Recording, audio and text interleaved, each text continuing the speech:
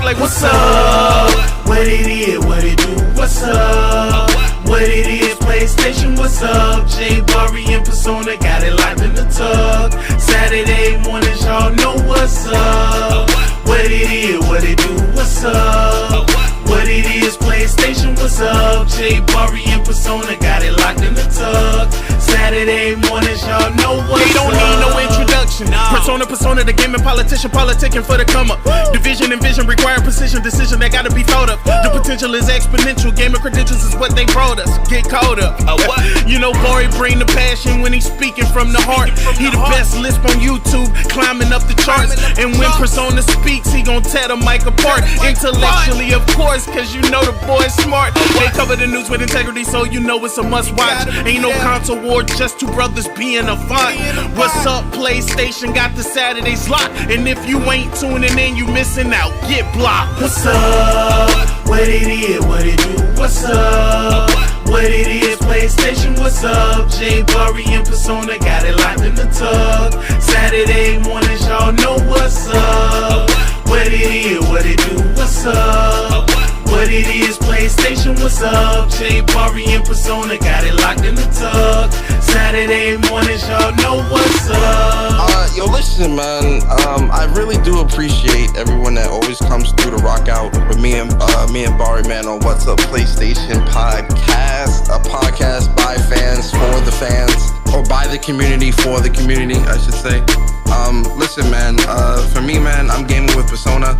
If you enjoyed listening, definitely subscribe to this YouTube channel. I'm a PlayStation fan too.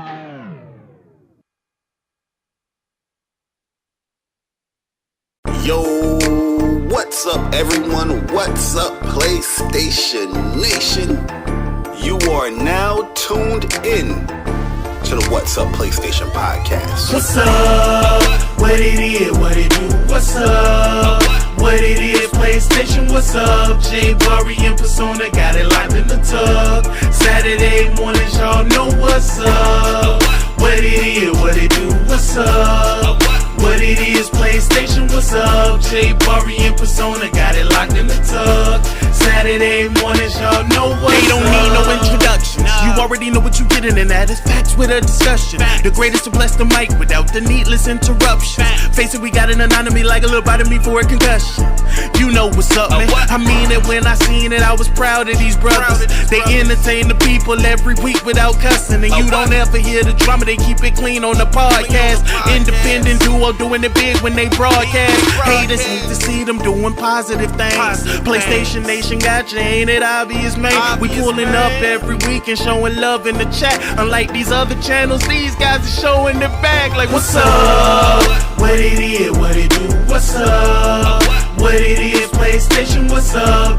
Bari and Persona got it locked in the tug. Saturday mornings, y'all know what's up. What it is, what it do, what's up? What it is, PlayStation, what's up? Bari and Persona got it locked in the tug. Saturday mornings, y'all know what's up. They don't need no introduction. Persona, the gaming politician, politicking for the come up. Division and vision require precision, decision that gotta be thought of. The potential is exponential, gamer credentials is what they brought us. Get caught up. You know, Bari bring the passion when he's speaking from the heart. He the best lisp on YouTube, climbing up the charts. And when Persona speaks, he gon' tear the mic apart. Intellectually, of course, cause you know the boy's smart. They cover the news with integrity, so you know it's a must watch. Ain't no console war, just two brothers being a font. What's up, PlayStation got the Saturdays locked. And if you ain't tuning in, you missing out. Get blocked. What's up? What it is, what it do, what's up? What it is, PlayStation, what's up? Bari and Persona got it locked in the tug. Saturday mornings, y'all know what's up. What it is, what it do, what's up? What it is, PlayStation, what's up? Bari and Persona got it locked in the tug. Saturday mornings, y'all know what's up. Yo, listen, man. I really do appreciate everyone that always comes through to rock out with me and Bari, man, on What's Up PlayStation Podcast, a podcast by fans for the fans, or by the community, for the community, I should say. Listen, man. For me, man, I'm gaming with Persona. If you enjoyed listening, definitely subscribe to this YouTube channel. I'm a PlayStation fan too.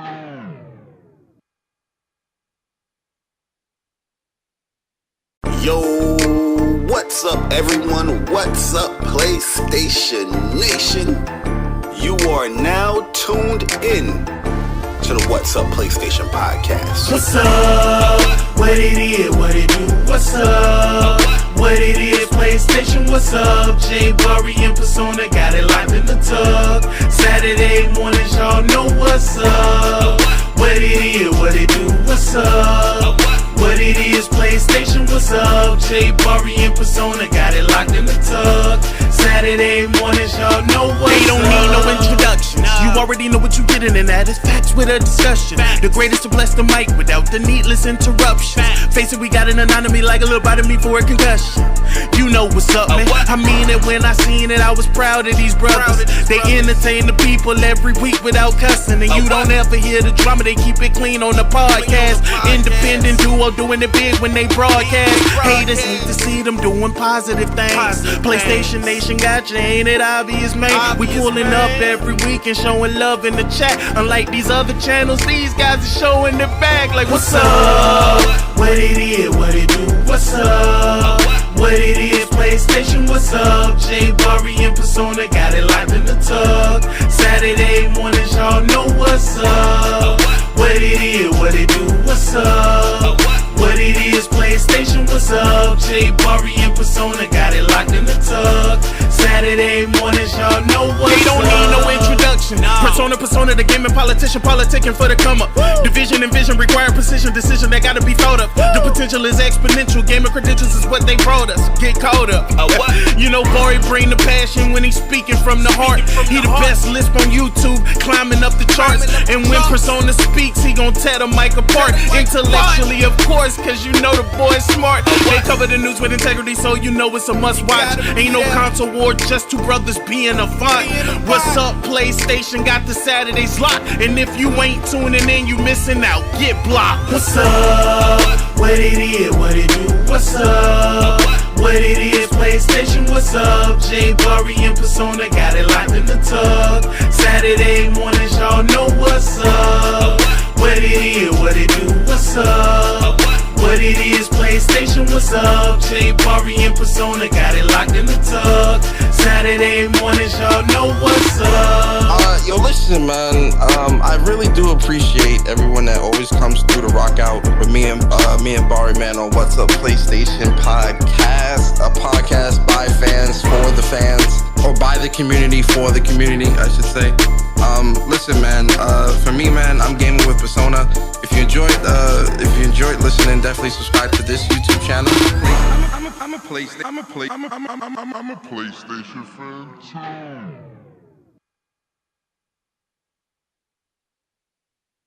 Yo, what's up, everyone? What's up, PlayStation Nation? You are now tuned in to the What's Up PlayStation podcast. What's up? What it is? What it do? What's up? What it is? PlayStation. What's up? Bari and Persona got it locked in the tub. Saturday mornings, y'all know what's up. What it is? What it do? What's up? What it is? PlayStation. What's up? Bari and Persona got it locked in the tub. Saturday mornings, y'all know what's up. They don't need no introduction. You already know what you're getting, and that is facts with a discussion. The greatest to bless the mic without the needless interruption. Face it, we got an anatomy like a little bite of me for a concussion. You know what's up, man. I mean it when I seen it. I was proud of these brothers. They entertain the people every week without cussing. And you don't ever hear the drama. They keep it clean on the podcast. Independent duo doing it big when they broadcast. Haters hate to see them doing positive things. PlayStation Nation got you, ain't it obvious, man? We pulling up every week and showing love and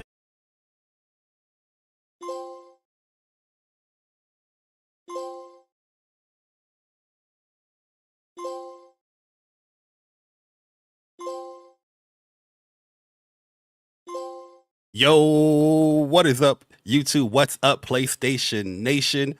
welcome back to another episode of the What's Up PlayStation podcast, episode 156 to be exact, the episode right after the Sean Layden interview. If you guys missed the Sean Layden interview, definitely go and check that out. It was one for the ages, and it was really super fun. Just talking to Sean once again, asking him questions about the industry and PlayStation, and I definitely had a lot of fun. Talking to him, asking him questions. Me and Persona, we was ecstatic to get him back on the show again, and it's definitely a special show. So if you missed it, definitely go and check it out. But yeah, man, welcome back. Another episode of What's Up PlayStation podcast. We see the beautiful PlayStation Nation, the beautiful people in the chat. What is up, everyone? Hopefully you guys are enjoying your weekend so far. Daylight saving time and St. Patrick's Day is tomorrow. So however you celebrate that, enjoy, be safe. Don't drink too much. You know what I mean? But yeah, we are here. What's Up PlayStation podcast? We are here, man. We appreciate all the new supporters that we have gotten since last week. All the likes, all the retweets, all the shares. We appreciate all of that. Thank you guys for supporting What's Up PlayStation podcast, giving us a chance, checking us out, listening to us. All the people that's listening over on Apple Podcasts, Google Podcasts, Spotify. Hopefully you are enjoying the show as well. And welcome. But those that are new to What's Up PlayStation podcast, we are a PlayStation centric podcast where we talk about the latest, and I mean the greatest, the good, the bad, the ugly news of PlayStation throughout the week. I am one of your hosts, Jay Bari, and I got the best lists on YouTube. It's been a crazy week, but like I said, I'm just one of the hosts here of the What's Up PlayStation podcast. You see him down there, the King of Queens himself, Mr. What about exclusives? Himself, my bro, Game World Persona. Yo, Persona, what's good, bro?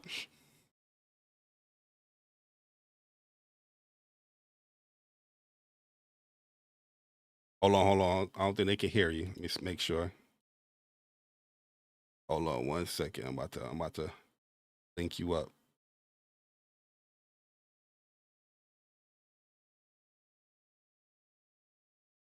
All right, go ahead now. Yo, can you guys hear me? Yeah, Test. Good now. Test. I said, what's good, people, man? It's your boy Persona, Gaming with Persona, one half of the What's Up PlayStation podcast crew. And welcome to episode 156 of What's Up PlayStation podcast, man. A podcast for the community, by the community. And yo, it feels good to be here, man. Coming off the hotness of last week's interview with Sean Layden, you feel me? Like, just to echo some of what Bari said, the love and support that a lot of people have been giving us. Our WUPS community is just really, really dope, man. And our WUPS community is growing, man. A lot of new subscribers, man. We appreciate y'all for those who subscribed. We hope you enjoy the show. And yo, man, listen, it's gonna be a good show like it always is. And we appreciate y'all, man. It's gonna be a rumble in the jungle. This show, Persona. Ooh, yes, sir, we yes, got sir. the PlayStation March Madness. This is one of my favorite months, just sports wise. I'm a big sports guy, and I'm a big basketball head. So March comes around, I'm glued in. I'm locked in. College basketball, NBA, everything. Big news always comes around March as well. And also some PlayStation 5 Pro Rumors. Persona, this thing heating up. This is NBA Jam out here, bro. I guess we can entertain that leak and rumor. We'll entertain it for the sake of the podcast, but you always got to keep our grains of salt. Grains of salty. We've been taking so much grains of salt, man. We all probably got high blood pressure by now. This is why. Shout out to Stone. Gotta get that water. Shout out to Why you Stone. gotta drink your water, man. Drink your water. Bounce that thing out. You know what I mean? Sir. You get all these rumors and all these grains of salt. Yes, sir. Yes, sir. Your blood pressure might go up. You know what I mean? So. Yes, sir. Yes, sir. Well, hopefully you guys are enjoying yourself, man. Appreciate all the people in the chat. Yo, what's up? Jazzy Jefferson with the 9 months of being a WUPS Nation member. He said, what's up, Bari and Persona? Hope all is well. Then we got my man Viper Reaps Corner with a 499 iPhone user. Yo, make sure y'all give y'all love to Viper in the chat, man. Viper does a lot of great things for the channel, man. He handles the timestamps and all that. And Viper, he gonna make sure that chat is on point. If you acting up in the chat, Viper, listen, Viper gonna get you. But go ahead. Yeah, he said, and telling people to give y'all credit whenever they quote Mr. Layden, that shit's no. Yo, listen, WUPS Nation, people that support WUPS. Yo, I've seen all of the back and forth, the comments. Some of them is unwarranted. Yo, guys, relax. It's okay. We do appreciate you guys shouting us out.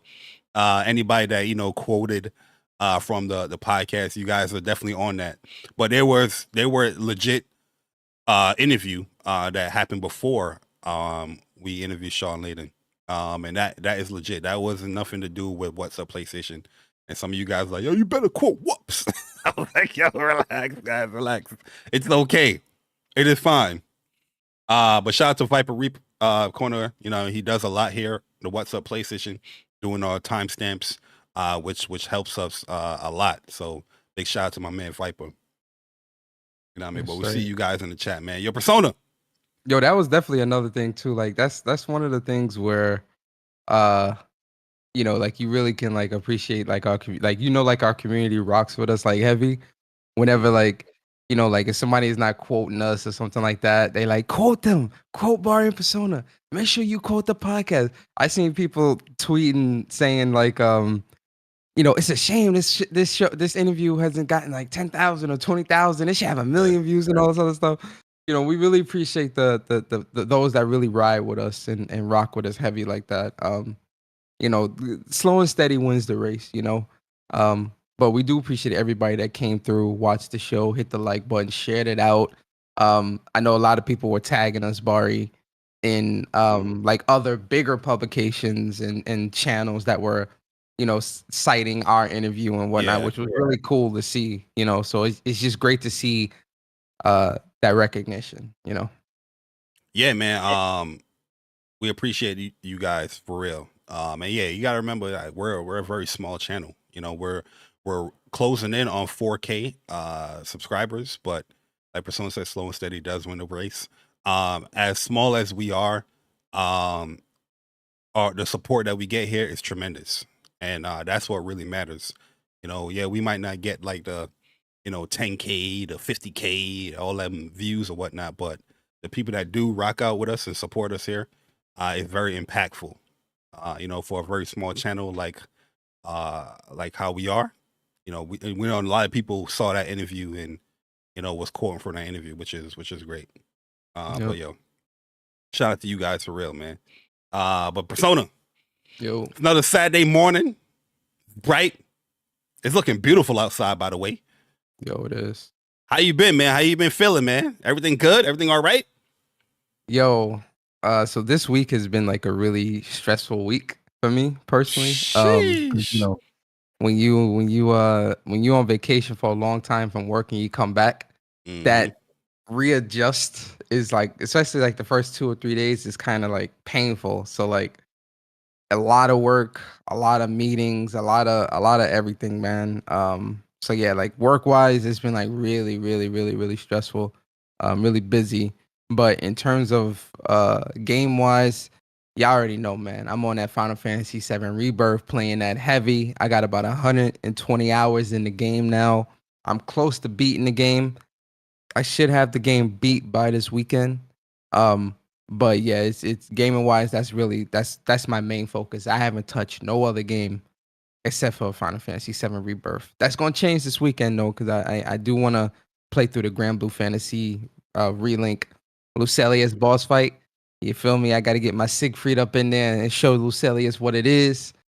So I'm most likely going to play that this weekend as well, but mostly just Final Fantasy VII Rebirth for me. Loving the game too. Fantastic game. Yeah, 100%, man. Same, how you same. feeling, man? How's everything with you? Pretty much same with me, man. Yo, you already know, man. The last 2 weeks have been crazy. Dealing with some internal, cyber attack stuff at the job, but not my job specifically or my workplace specifically, but a company that we deal with. And it's been a hectic, man. A lot of changes, a lot of, adjusting has been going around. And it's been hectic. You know, people that work there for many years, you know, they're lost at certain things, and you just got to reteach people, and it could be annoying, but it was a lot, man. But gaming wise, same. I only have been playing Final Fantasy VII Rebirth. Yeah, I'm about like 120 something hours in. Having a great time with that game, man. Like now that, you know, everything is kind of like died down a little bit, I got way more time to play Final Fantasy. I'm just loving it, man. From the boss fights and mini games, you know, some mini games is hit and miss. Some side quests is hit and miss. But overall, all the new stuff that they added to the game, I just can't put it down. Like every little enemy, like, there's times I'm like, you know what, I'm about to skip this enemy, or I'm about to do something, go right to the story point. Then I see an enemy, I'm like, I gotta fight this person. You know what I mean? I'm like, I gotta go. I gotta knock this out. You know what I mean? And I'm just like, yo, I can't stop playing the game. And then they keep giving you more characters, and it's just like, yo, I gotta relearn this character. But yeah, loving the game. I'm on chapter 11 now. So hopefully I should finish the game like around Monday or Tuesday. If the pace that I'm playing, I should be finishing it around that time. But yeah, I that's all I've been playing. It's definitely going to change too, because yeah, Grand Blue Fantasy Relink, new DLC boss fight is out. They did some tweaks and changes to the game as well, with certain characters. So I want to check that out. Grand Blue Fantasy Versus, nice little update came in. New battle pass coming through, or new skin coming through for Catalina, which looks dope. And Fire. I know, and new characters about to come in like next month for that game. So and yeah, and look, next week we got Rise of the Ronin and Dragon's Dogma. And let's not forget all the smaller games as well. Like there's a lot of games I've bought that I haven't even touched yet. Because of Rebirth and Relink and all that. You know, it's just I'm just playing my most anticipated games, and then after that I can dissect and see which game I should play after that. But yeah. I'm It's having a great crazy time. too, because like, yo, Dragon's Dogma 2 and Rise of Ronin, you know, those are two highly anticipated games for me as well. And I'm not gonna be able to play those till like probably mid-April, because I'm really not trying to I'm on Final Fantasy VII Rebirth until the platinum.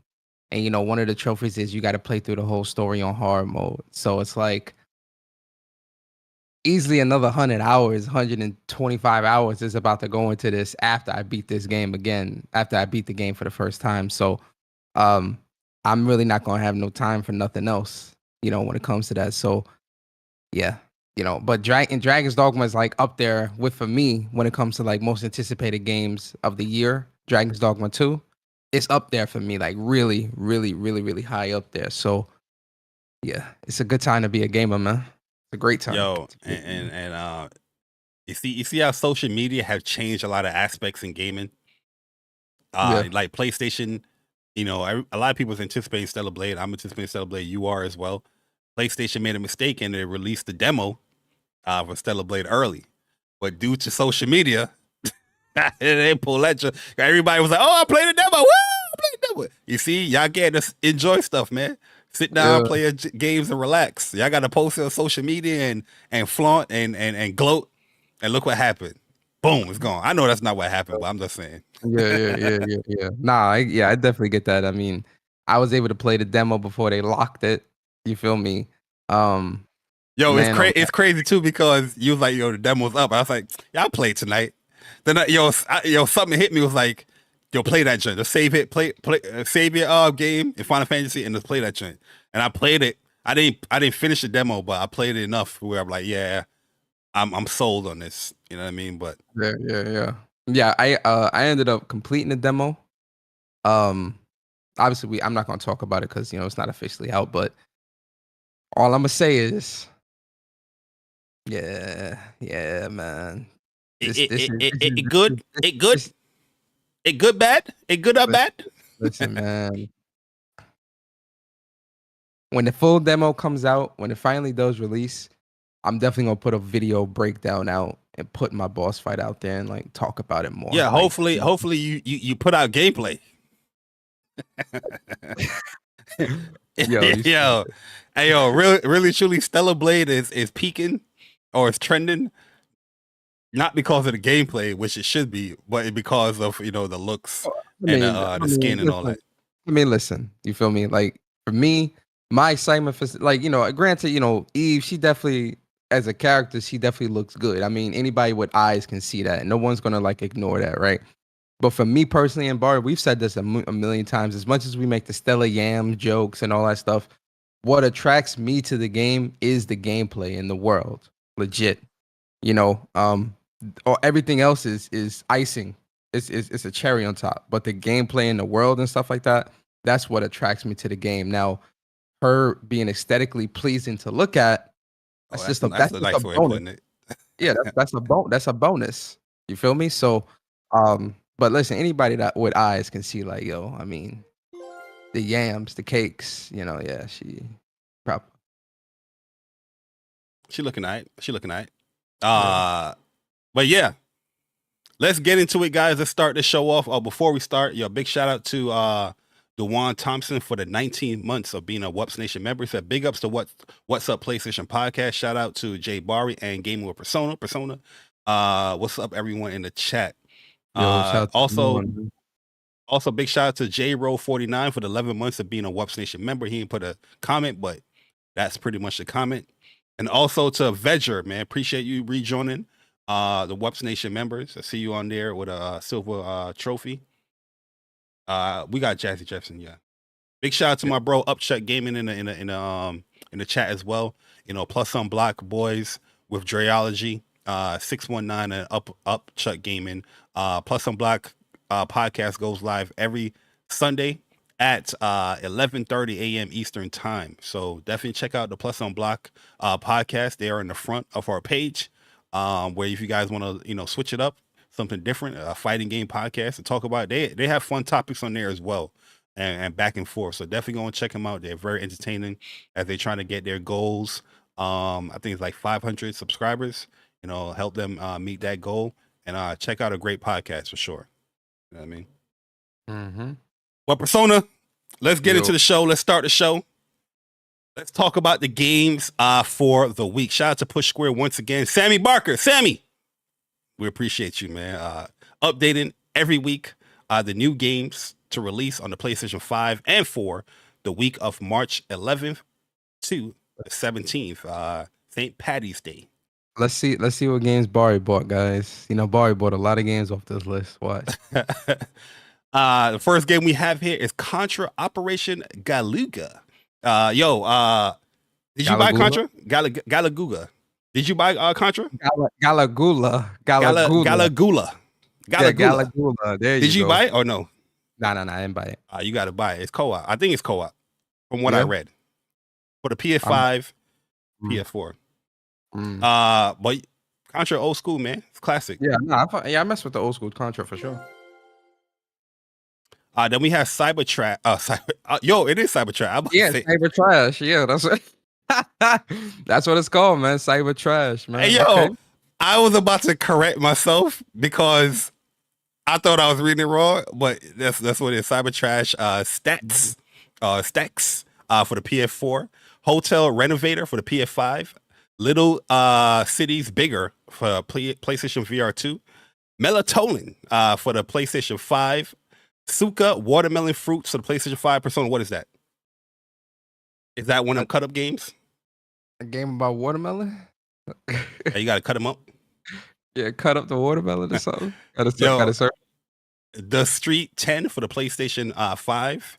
Lamasoft, the Jeff Minter story for the PlayStation 5 and 4. Mortal Fight, Lethal Revenge for the PlayStation 4. Violet Wisteria for the PlayStation 5 and 4.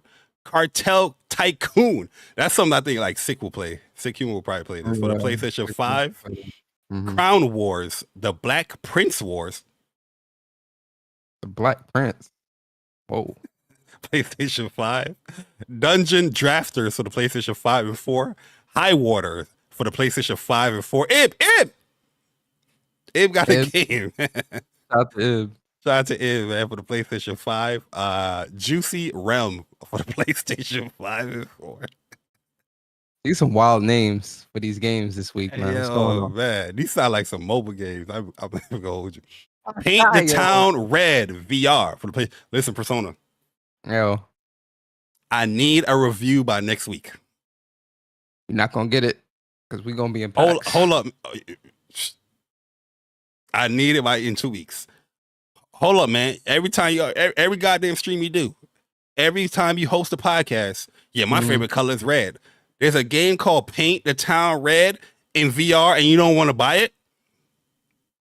My favorite color green. Color money. Yo, watch it next week. They go like Paint the Town Green.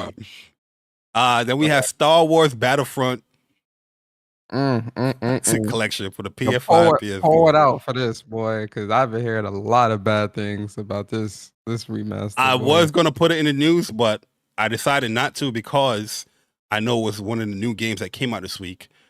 And fair warning, there is a lot of bugs, issues going on with the Battlefront collection, classic collection. So from what I'm seeing, I would suggest people to hold off purchasing this game right now because who is it? Aspire Media? Yeah, Aspire, yeah. It's a lot of issues. And this is from people that's not even like, they're the Star Wars fans. They're looking forward to playing a classic game. Yo, the online is not even working. Like the servers they got like a server capacity on it. I think it's like 64 per server, some crazy joint. Like, yo, it's just wild, bro. Like a lot of the problems that's happening with it. It's like almost 80 gigs on PC. 80 gigs? Yeah. Yo, listen. The original game was like 3 or 4 gigs. This one is like almost 80 gigs or something like that. It's crazy. What I hate is like online multiplayer games that do this desyncing of the lobby. Like say you do find a lobby and then it is completely like scrap it and then have a new one where you have to go. Yeah, I don't like that. I hate when they do that. That's definitely something from like the old school online days that I miss when it comes to like online gaming. Because Call of Duty does the same thing where, like you say you get into a lobby and y'all talking trash, like, oh, you garbage at the game, or no, you trash, you about to lose. And like, one team wins and then like you want to run a rematch and it's like you can't. Back in the day, we used to do that all the time. Remember, Bar, you get into a lobby, bro, you talk mad trash. Talk a little junk. Whoever would win, be like, all right, run it back. All right, let's go. And if you lose that awkward silence, then you're like, all right, nah, run it up. Then you talk your trash again. Yeah, man. I definitely do miss those days.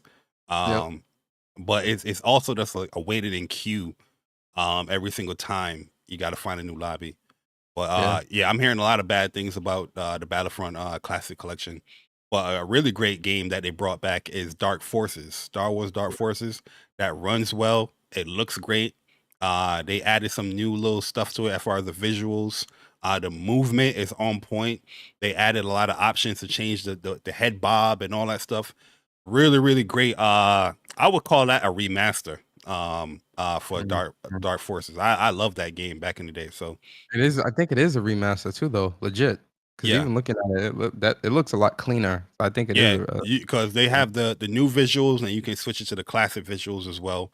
But yeah, it's definitely a fun Doom first person shooter Star Wars game. In my opinion. Yep.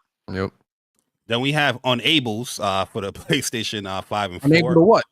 Unable to what? Unable to boot. In celebration of violence. Whoa! For the PlayStation 5. Outcast, A New Beginning for the PlayStation 5. PJ Masks Power. Outcast the music group? Bombs over Baghdad. PJ's Mask Power Heroes. Mighty Alliance for the PlayStation 5 and 4. This is a TV show, right? Little kid show. I don't know.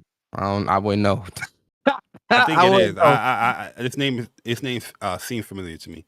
Then we got Sherlock Per 2 for the PlayStation 5. Oh, it's a cat game with Sherlock Holmes. That sounds kind of lit. I ain't gonna hold you. I do like Sherlock Holmes and I love cats. I might have to look at that. Need a review in 2 weeks.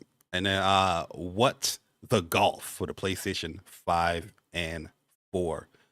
So yeah, let us know what games interest you this week in the chat or in the comment section after the stream. And shout out to Push Square once again for putting out and updating this article. And Persona, you made a light little announcement which we made this announcement already, but next week there won't be any What's Up PlayStation podcast because we will be at PAX East, our very first time being at PAX East, and always heard great things about the PAX shows in general. But PAX East, we're East Coasters, and we're like, yeah, let's head on over, let's mosey on down, let's socialize, let's mingle, play some good games, and hopefully we meet some cool people out there. So yeah, we will be there. We'll be in Boston Friday, but the PAX will be there Saturday and Sunday. So like I said, anybody that wants to, just hang out, chill, congregate, will be there this weekend. So next let us weekend. know. Oh, next weekend. Let us know, and that'll be cool to hang out with y'all. Yep. A lot of fun. A lot of fun in the sun. Lots of pictures and some video and stuff like that. I was thinking if we should vlog or not. I don't know if you want to do that or not. I don't mind doing that, but I know how I am. Like my first time being at something, my mind is like, all right, let me experience this joint. Then if we, go against next year, then I'm like, all right, I know what I got to do. And we can vlog and we can, I'll definitely take you'll definitely take like photos and take some small videos here and there or whatever. But I definitely want to I get what you're saying too. Cause I definitely want to like soak up that experience and just experience everything. Plus, I'm trying to see what kind of souvenirs and little things I can buy there, man. Mm-hmm. So like your first time, you're like running around like a chicken with a head off, and you're just like, all right, do I go here? Do I go here? Do I go here? And I see the booths and all that stuff, and there's definitely certain things that I want to go and I want to experience. But yeah, we'll see. You never know. Go with the flow. Type of person anyway. So. Yep. But Persona, you know what else is fun? What's that? The spotlight games for the week. Whoa. Every week we do the spotlight games for the week, and I want to ask you a very personal and important question, Persona. All right, go ahead, ask it.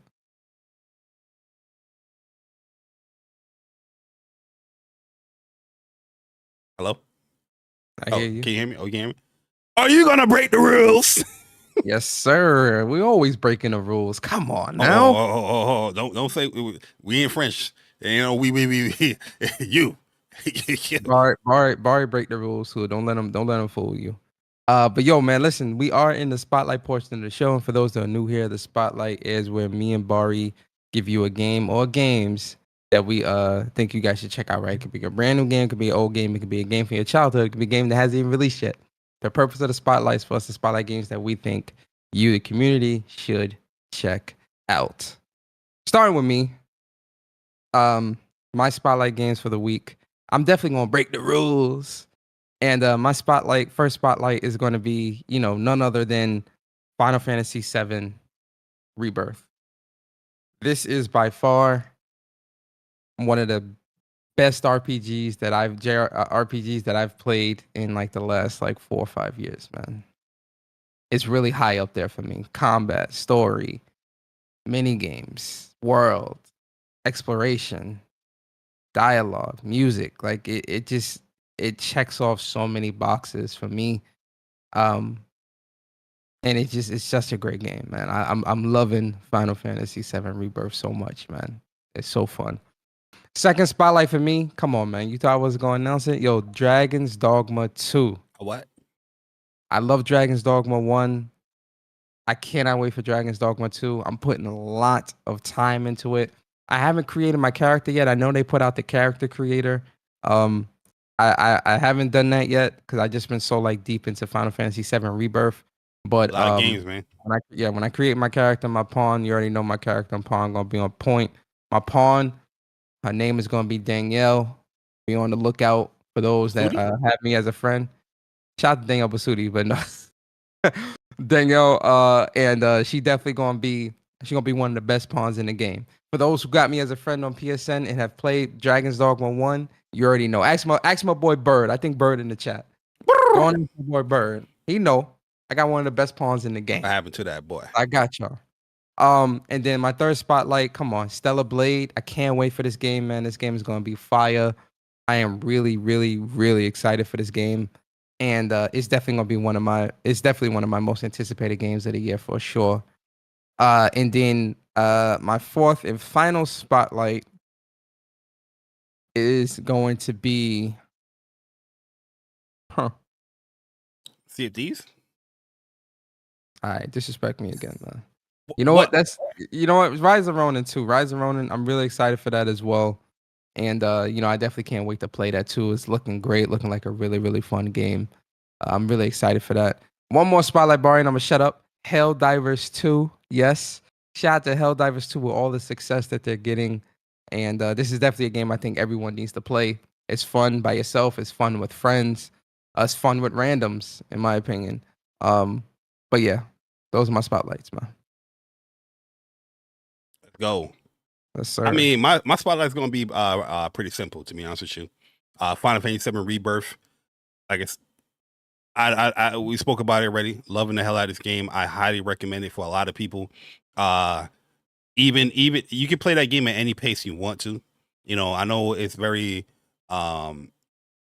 there's a lot of like side missions and a lot of stuff that you can do in the game, but that's all optional stuff. You can definitely play the story and enjoy the game and whatever. But the side mission stuff is so good, in my opinion, that it got me over 100 and something, 20 some hours in the game already. Stellar Blade is a game I'm very, very excited for. Playing the demo, well, allegedly playing the demo, got me even more excited because one thing I was questioning about, it wasn't the dodge, but was the parry. And yeah, I'm like, yeah, I can play this all day for sure. And then Rise of Ronin, that comes out next week. I'm very, very excited for Rise of Ronin. Just seeing the gameplay, seeing the breakdown from the PlayStation YouTube channel or the blogs, got me really, really excited to play that game. And yeah, that game is fully co-op as well, so that's going to be pretty cool to have like co-op missions or whatnot. And last but not least, Grand Blue Fantasy Relink came out last month. They dropped a new pretty much boss, Lucilius, the ultimate boss dude, which they didn't go cheap with this anyway. They also added story aspects with Sandalphon, which is like the Archangel, Primal Beast guy, or Astral, you want to say.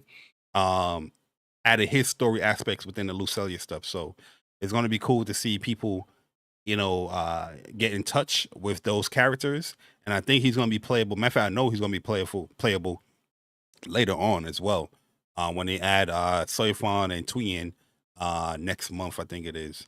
And then I think Sandalphon as well is next month. I'm not too sure, but I know they're coming out soon. But love that game. Booted up the other day just to see like the updates and have the update come in. They added some microtransaction stuff in there if you guys want to buy emotes, or if you want to buy like items to level up your weapons and your armor stuff quicker. You can do that. So we're seeing them trying to make a little buck out here with the people that do support and love the game. But yeah, that is pretty much the spotlight games for the week. Let us know once again in the chat, in the live chat, or in the comment section what you guys suggest out there. Like I said, spotlight game, we can be going all day, every day with spotlight, because especially in the last 3 months of games releasing, there's so much to come out that came out. And there was also a great sale on the PlayStation Store, the March mega sale, which a lot of these games are on sale that came out last year. They're on sale now, so don't miss that mega sale. It's pretty good. But Persona, Yo, let's get into the news, my boy. Oh, you know what I want to spotlight too? At first, I wasn't even interested in this game, and I'm totally biased of why I'm interested in it is because RP once again, Akira Toriyama. Sandland. Sandland was a game. Eventually, I'll probably get it, but like later on down the line. I wasn't going to purchase this game, but just out of respect with Akira Toriyama, I know it's a game that he worked on. It's a series that he worked on. I'm definitely gonna support the game, man. I know that sounds weird to a lot of gamers in 2024. Yes, you're gonna buy a game because somebody died or passed away. Yes, that's how much the person meant to me personally. And yeah, I will be purchasing Sandland for sure. But yo, next month is gonna be crazy because Unikronn Chronicles, 100 Heroes, Sandland, Stellar Blade. What's that Zao game? Like the Tales of like Zao, I think it's called. That comes out. Oh yeah, Tears of Zao. Yeah, There's so many games that's gonna be coming out, man. Like yo, this year, the releases and how good the games are has been keeping up. It's been on point. It's not like it's a lot of releases and the games are like bad. These games are great. You know what I mean? Yeah. So Yeah. big shout out to 2024 so far, man. It's gonna be a hard one at the Game Awards or any Game Awards show for 2024. I mean, I'll save that for later on. Shout out to my man Eric, my man EJ with a 999 iPhone user. He said, "What up, my brothers? My brothers. What is up, my brothers? Bari and Persona and the What's Up PlayStation family. Just wanted to show some love and congratulations again on the super dope interview with Sean Layden last week. Yo, we appreciate our last weekend. We appreciate it, man. Appreciate Shout out you, to Eric. my man EJ. Shout out to Eric, man. Yeah, man. Yo, Akira means a lot, man. That still hit me, yo. That still hit me. Yeah. You know what I mean? Because every time you scroll through Twitter or even on my YouTube now, I'm seeing a whole bunch of Dragon Ball Z, GT, Super stuff. And I'm just like, dang, this man passed away. You know what I mean? It sucks. And then shout out to my bro Upchuck Gaming with the 18 months of being a WUPS Nation member. He said, God bless my brothers. My brothers. Continued success. I think I will finally start Final Fantasy next week, maybe. Yo, shout out to my bro Chuck, man. Yo, Final Fantasy, Chuck, you gonna enjoy it. It's a lot in it, a lot to play. And I know you probably gonna zip through a lot, but it's a game that keeps on giving, man. And like I said, like I feel like with Rebirth, if you have that original game, like like experience there's a lot of things that will hit you harder. But if you're a new player, it will still hit you. It's still a good story, still good characters. But there's some scenes in there, man. Got a brother emotional. Even the simple stuff, man, got me emotional. It's hearing little cues, hearing little music cues. I'm just like, they know what they're doing here, man. They know what they're doing. Yep. Well, Persona, let's get into the news, man. And we're gonna start out with this one. I was gonna start out with another one. I want to start out with this one now, Persona. I changed my mind. Because at first, when I first saw the news, I was a bit upset. Not even gonna hold you. I was a bit emotional. Emotional damage. Emotional damage. But I thought about it. I was like, nah, it's a great game. Nothing to be upset about. I already know where he's going. And a lot of people have been playing this game from early in February. And Final Fantasy came out the last day of February. Give me my flowers. But PlayStation's choice, or player's choice, Helldivers 2 voted February's best game, new game. Man. Yes, sir. Yes, sir. Yes, sir. Yes, sir. The players have spoken. Bart, can you read that title again of that article? What did it say? Player's Choice Helldivers 2 voted February's best new game. One more time for the folks. I'm not reading it another time. I don't know what the hell you think it is. I don't know what the hell you think it is. You know what I mean? Well, I look like a loudspeaker. J Bar, please come to the principal office. Loudspeaker with a lisp, yes. J Bar, can you please come to the principal's office? Yo, but shout out to Helldivers, man. You know what I mean? Shout out to everybody that voted for this game. I guess you guys all want a live service push. No, I'm chill. Yo, that is ruthless, boy. Going that route. Let me chill. Hey, yo, real talk though. Yo, If you go there, I'll go there with you. Pause. Nah. 'cause I'm I like, ain't gonna go there. It's a celebration. It's a celebration. It's a celebration. I get where you going.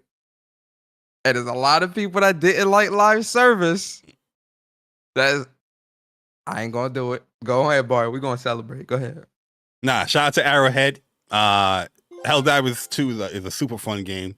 Like I said, it's been out majority of the month. So yeah, rightfully so. It winning the best new game, I guess, for February.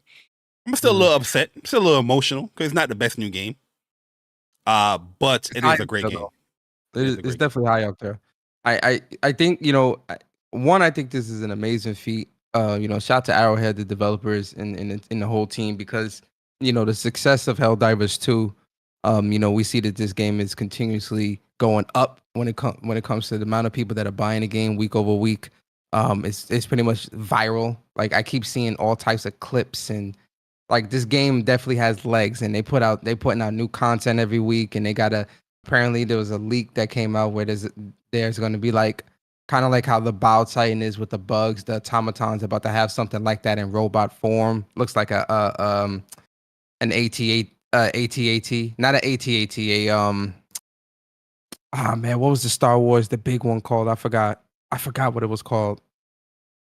Somebody in chat help me. I know what you're talking about. I forgot the name too, but I know you're talking about. It looks like that. And so, they really are definitely doing a great job of supporting this game, keeping the game fresh. They just released some brand new content with a new Warbound. TRTT, thank you.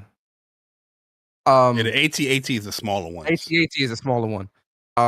So, they released brand new weapons, new armor. They just released that this past week. So this game's got a lot of legs and a very strong, consistent fan base. So I'm happy for the success of the team. I'm happy for the success of the game. And I guess, when this is what happens when you do, I'm going to go there. This is what happens when you do live service right. Yeah. I think that's the biggest praise that they need right there. The live service, they did it right. Yeah, this is a great example of doing live service correct. And this is something that I've constantly said time and time again. When you're releasing live service games or a game that's supposed to have like a ever evolving and all this other stuff, you got to have that content there day one. You got to be consistent. You got to have a roadmap and all these other different things. And we're going into the month of April, and every week there's been something new when it comes to Helldivers, something new releasing, and there's so much more that's to come out, and it's fun. You got to have a fun gameplay loop, and Helldivers 2 is very, very addictive, very, very fun with friends or solo or with randoms, in my opinion. Shout out to Helldivers, man. Yo, so on competitive set, it is the AT-AT, the 4 legs. TS is the 2 legs, the smaller little. ATST, 2 legs. AT-AT. Thank you.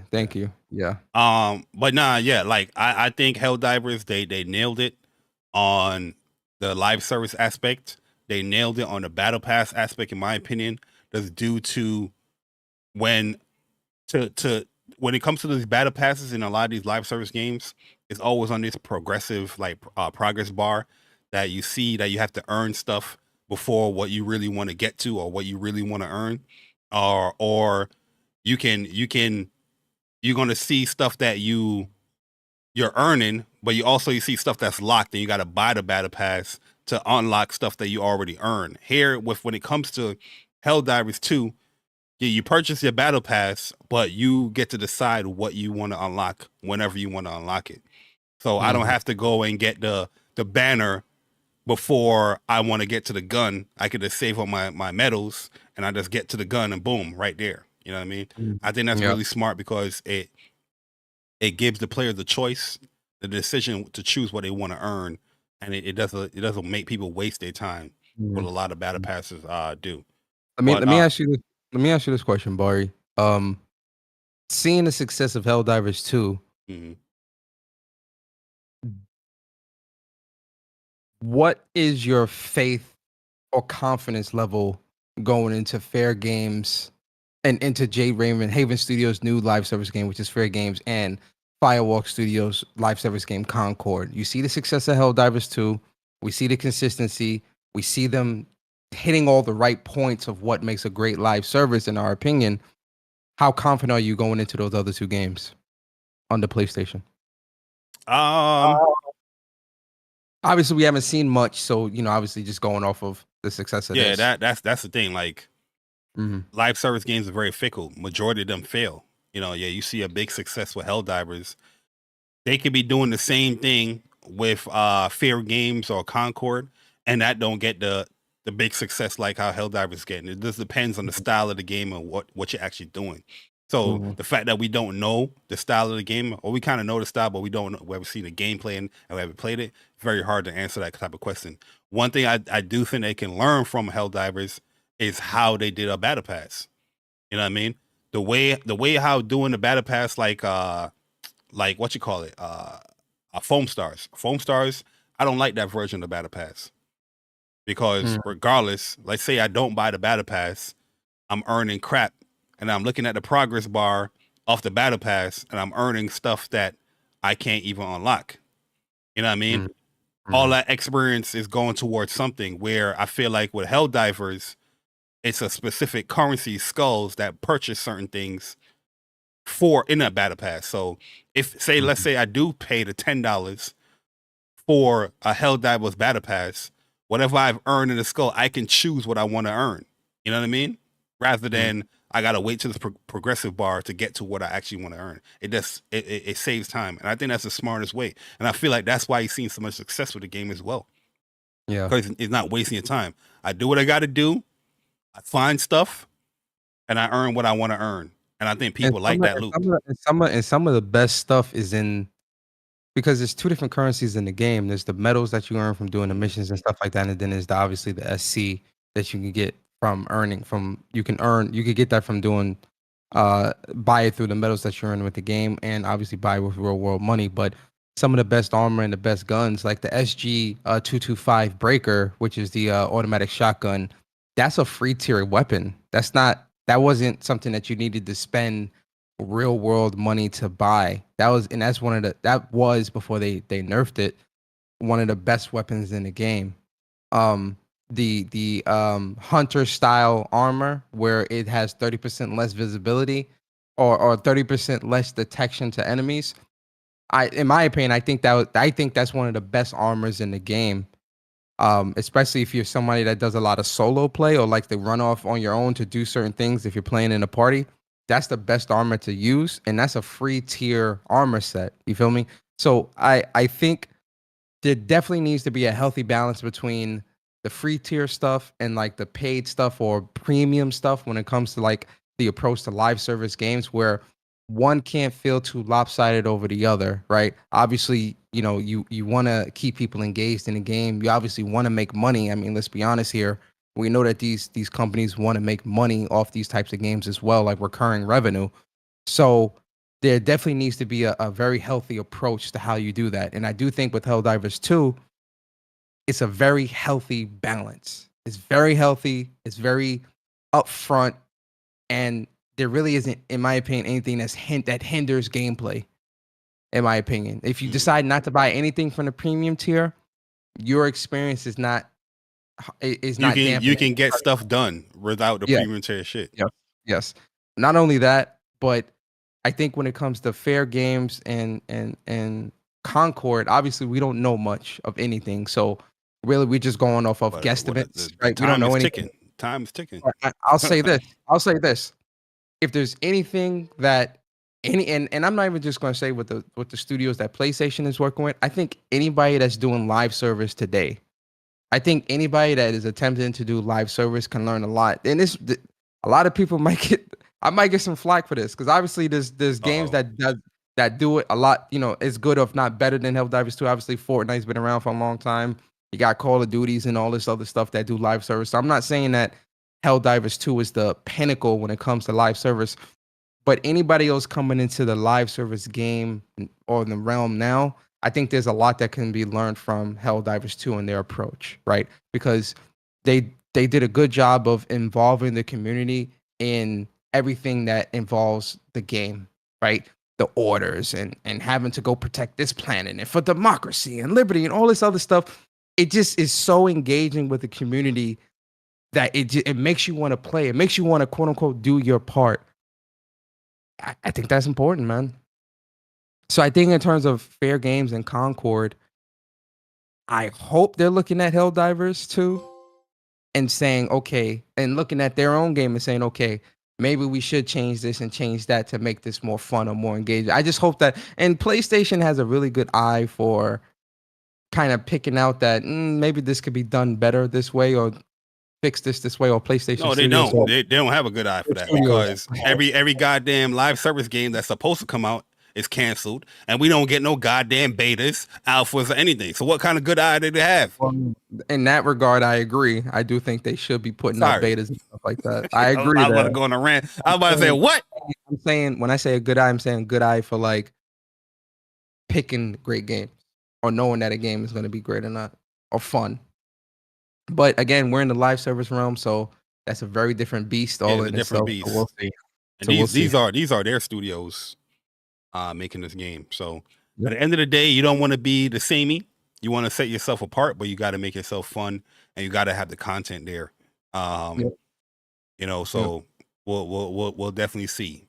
Hopefully, we see something soon about the game. But in my opinion, I think what's the game? Fair Games. It has a good concept. Concord, I can't even tell. I don't know what to say with Concord.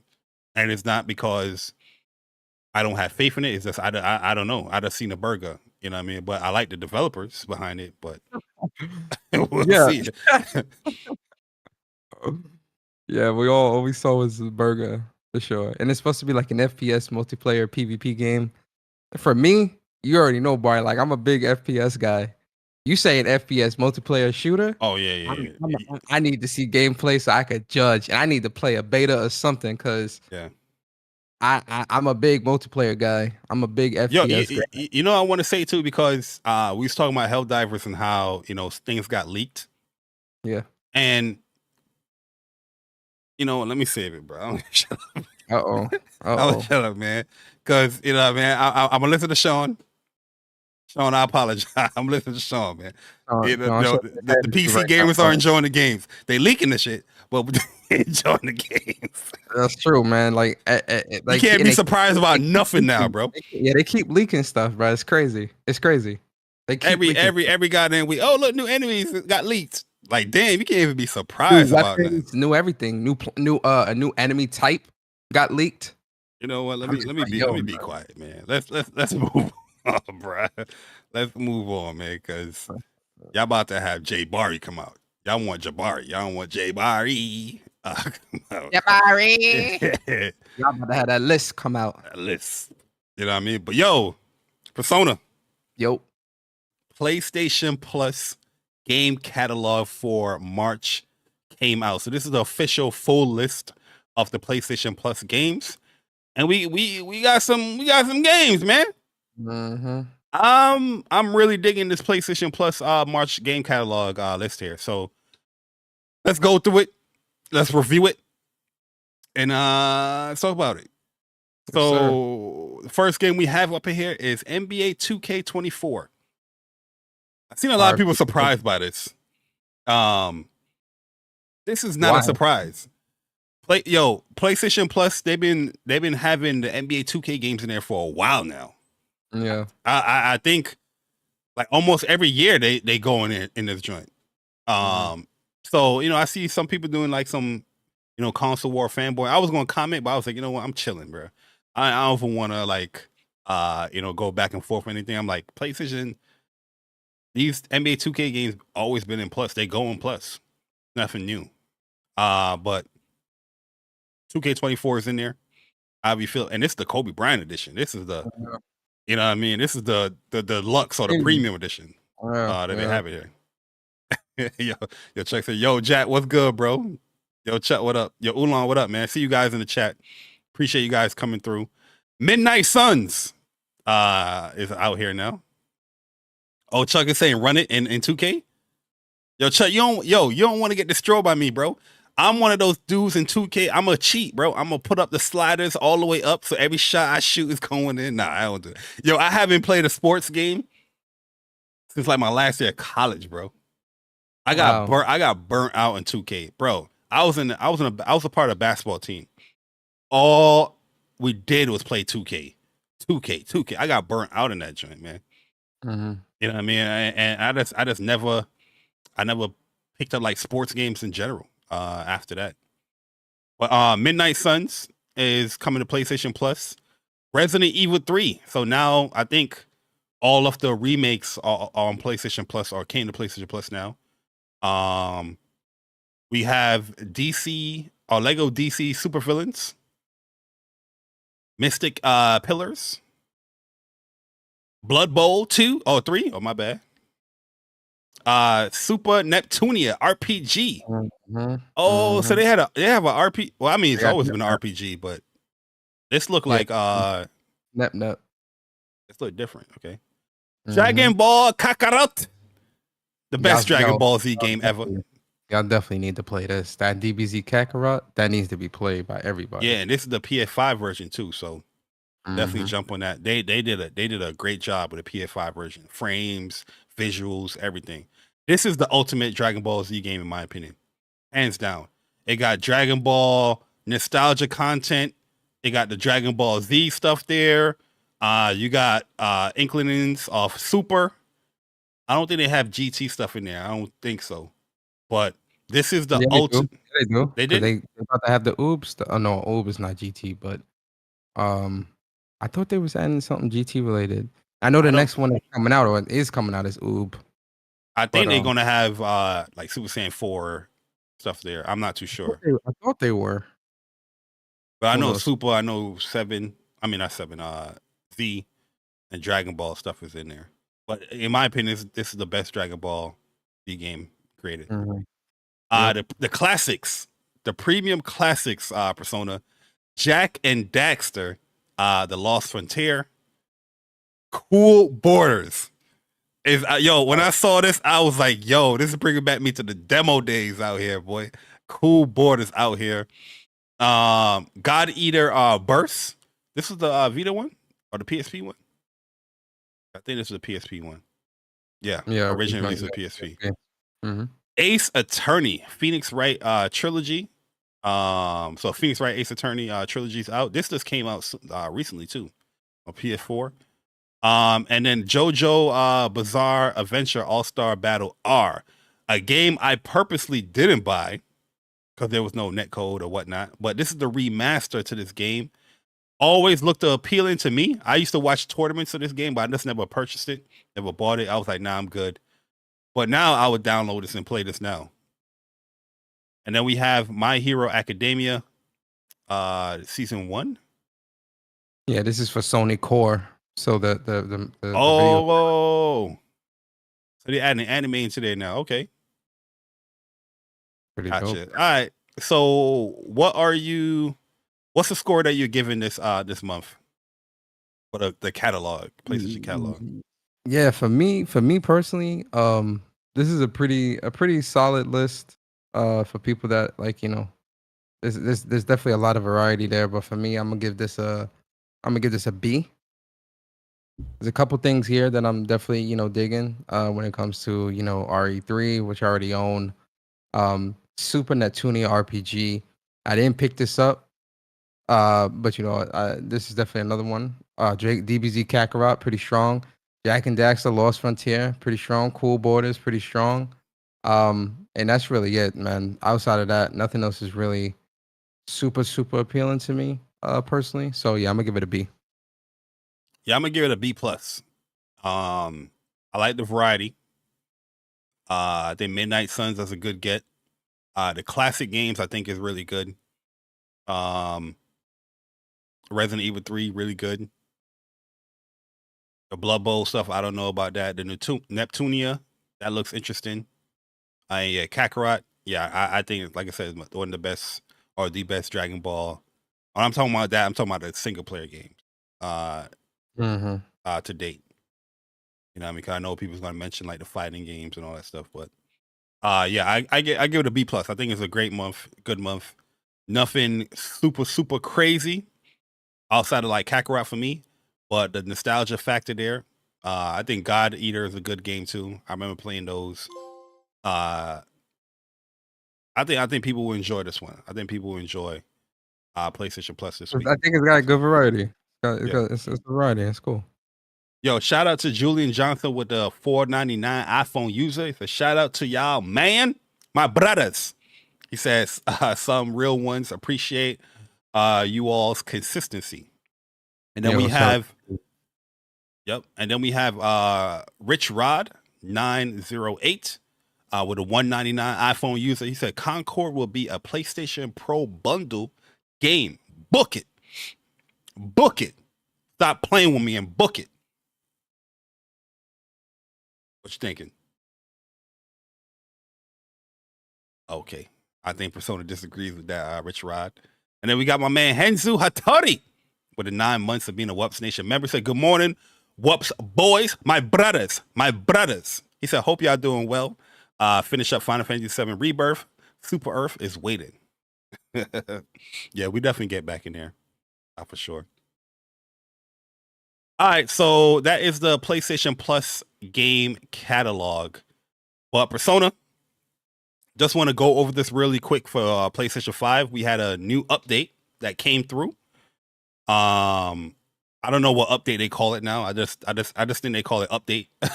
New PlayStation 5 update, which I think it's a small update, but it's a pretty good one. So we got enhanced DualSense speakers, improved DualSense mic noise cancellation, adjust the brightness for your PlayStation 5 power indicator, share screen interaction with pointer and emojis.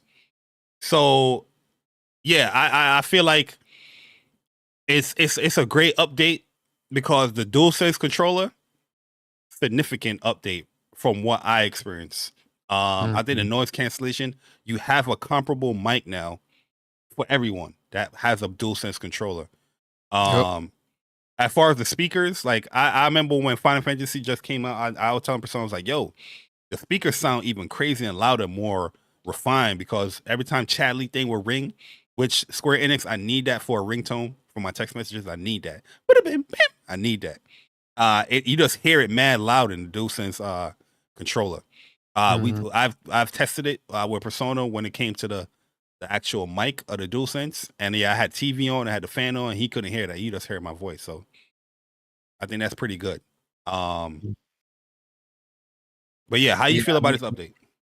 I don't really use the mic for much, so like really this update doesn't really do anything for me personally. The emojis and stuff during share screen, I think that's cool, but I'm good. It's a cool update for those that, and I do think the mic, because now everybody essentially has a mic they can use to communicate. Like nobody doesn't have a mic at this point. So it's like, and definitely now that it's much better. I think it's using that AI technology that they bought from that one acquisition. That I think they're putting that into here as well. But I think it's cool. But for me, I'm waiting for like game gifting and stuff like that. That's the stuff that that's the stuff I want personally. Yeah, game gifting will be dope. It will make giveaways much easier too. Yep. For sure. But yeah, I think it's a cool update. Definitely go and check it out. Definitely test out the DualSense. I know a lot of people use their headsets and whatnot, but test those things out. It's pretty good. But moving along, Jeff Keighley came through Persona. We have a date. Summer Games Fest stream live on Friday, June 7th, YouTube Theater in Los Angeles, with thousands of in-person fans and millions of people watching. A cross-platform live showcase of what's next for video games. Public tickets on sale May 7th. Persona, your thoughts? Are you excited? I'm there day one, physically. I see it in your face. You're so excited, and you just can't hide it. Yeah, I'm definitely. I want to experience this in person, so I'm definitely gonna try to get tickets and go for sure. I'm very excited for Summer Game Fest. I think Jeff Keighley been doing a great job. My only criticism here The public tickets go on sale too close to the actual day of the show. I feel like you should have had the sale go out this month, early April. That could give people more time to plan and move around. The fact that you had the tickets going a month before, that means you got to book book everything. Now, so that people can book their hotels and all. I feel like we should. Why would you book a hotel? You got a ticket. Yeah, but I feel like you'd be able to get tickets. I don't think it'd be an issue with that. Nah, them tickets going quick, man. I don't think this is gonna be like this is a much smaller showcase. Bro, right? It's at the YouTube theater. That's not a small venue, bro. That's a big You think theater. they're packing out that whole venue? They never pack it out, so that's why I think we'll be able to get tickets. I'm saying they never pack it out because there's a limit as far as how much people they want to let into that joint. Me personally, I will want to. This is the optimal thing for me, right? You get the tickets like 2 months, and then you can book the hotel 2 months and book the flight 2 months. A month before, all that price is going up. Hotel, flights, that's all gonna be up. If you have 2 months, 2.5 months, you got some wiggle. Too close, in my opinion. But at the end of the day, we're definitely trying to be there. I definitely think it should have went up like at the start of March or something like that. Yeah, I do. Bro. Yeah, I agree. The show was growing. I think it's because it's too much because you got PAX that's this month or whatever. GDC is this month, so it'd have been crazy to also have this going on. I don't know. Like I don't know the thinking behind it, or maybe even like April. April would have been great as well. Bro, like April. The PAX tickets, we got the PAX tickets like in January. We been had those tax. When we got it, early February or something like that. I think it was like early February. We got the PAX tickets. It was already out. Yeah, like what I mean, people was gonna buy their joints pretty early, and I don't know when the tickets went live. It was just one day thinking about PAX. PAX. I don't know. I forget when the tickets went live too, but we bought them like a month and a half before we were going, and but that was just like a last minute type thing. But PAX is also huge. Yeah, I know, but I'm saying like the point that I'm making is that the thinking. All right, this is what I'm saying. We was planning to go or make an appearance at Summer Game Fest since last year. We made that decision. Yes. We didn't decide to go to PAX until that day we bought a ticket. That's what I'm saying. So I don't know when the tickets went live. It's a different thing. Like PAX is just a spot in the middle. Things. Oh, you want to go? All right, let's go. Let's book it. Boom, boom, boom. Book everything. Boom. This we was planning. You know what I mean? Like the plan is much longer. So, you probably got a point. I don't know, man. I'm probably wilding. I just think it's too late. I get what you're saying. I just personally feel like when it comes to this situation or with this, I do think that like the tickets are going to sell pretty fast. So you're going to have to be on it. But I think regardless, man, like even if it was 2 months or a month, once they know that the venue is happening, when it happens, them hotel prices was going to go up regardless. Yeah, true. Regardless. So I get wanting to get the tickets first before get the hotel or the flight. But it's one of those things where it's like, I'm also not trying to be like 30 miles from the fucking place. Yeah, true. Oh yeah, so, it's a 30-minute trip just to get there. Yeah, I'm not trying to deal with that. But Persona, yo, do you consider yourself a pro gamer? No. You're not a pro gamer? I'm a hardcore gamer. Do you consider your gameplay to be pro-like? Somewhat, to a degree. Depends on. Are you very proactive when you play your game? Yeah, yes, I am. Well, you're in luck. Jeez. Rumor has it the PlayStation 5 Pro specs leak are real and it's releasing this holiday 2024. Persona. It's getting down to the nitty gritty now. It's getting real. The rumors is getting real. The rumors are getting real. The rumors are getting real. Yes, they are. I mean, this is coming from a good source. Tom Henderson have a good track record. He's the one that leaked the whole Portal. The Portal and Yeah. the Pro. He said Portal and Pro. The Portal came out to be true. It was called the Q Light and all that. I'm not saying that. Listen, I'm not saying that everyone is correct 100% of the time, but given his track record, I'm more inclined to lean towards this being true than not being true. Not saying that there's a possibility that it's not true. Still take it with a grain of salt. But I would entertain a rumor like this, given where it's coming from. Yeah, coming from, because like I said, he built a good reputation when it came to Call of Duty. That's where he's really, really known as an insider. And then I guess they started up this page here in Inside Gaming, and he's getting a lot of information about these consoles and whatnot. And we got Moore's Law is dead. I used to watch this channel a lot. I haven't watched it in a long time. And I haven't specifically watched this video, but the specs that he was speaking about in the video, calling it codename Trinity, targeting 4K resolution with consistent frame rates, all this WGP, I don't know what that is. yeah. The PC boys. I'm looking at you looking at the Insider article? Yeah. Okay. Yeah. So yeah, go ahead. Go ahead. Now the leak specs are here, rendering 45% faster than PlayStation 5. That's a big leap from what I'm hearing. Over 50%, almost 50%. Almost 50%. That's huge. You got to look at it. We're gonna talk about price, but just know, like, PS5 is $400-$500 console, or $550. And you got this Pro that is rendering games 45% faster.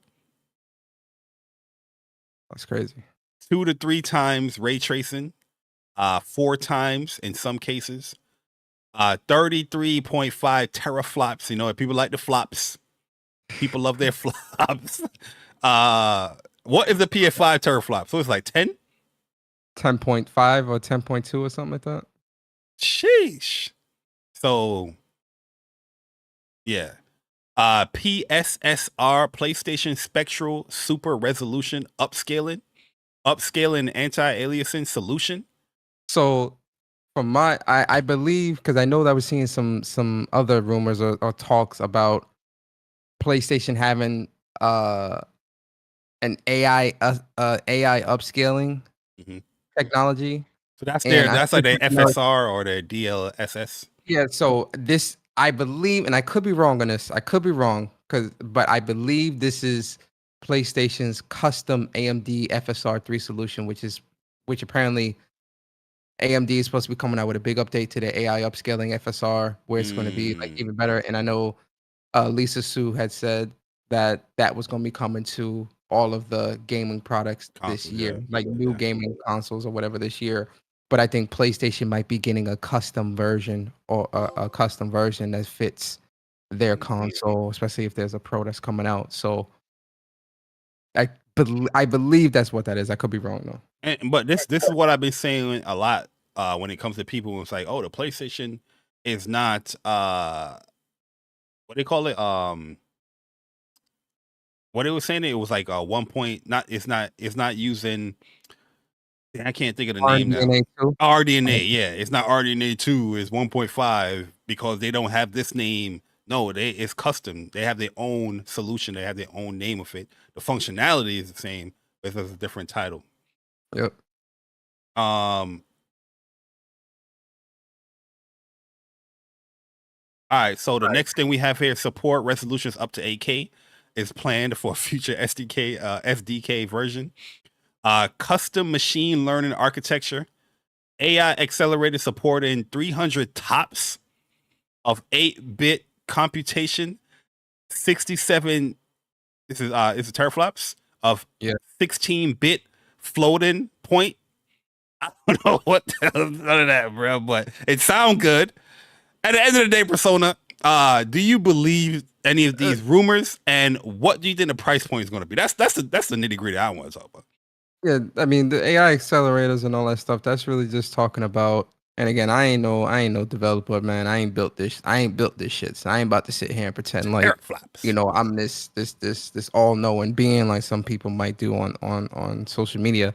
But essentially, with everything that I'm seeing here, the AI acceleration and the PSSR and the teraflops, all this other shit, it's just telling me that it's going to be able to run games at more efficiently.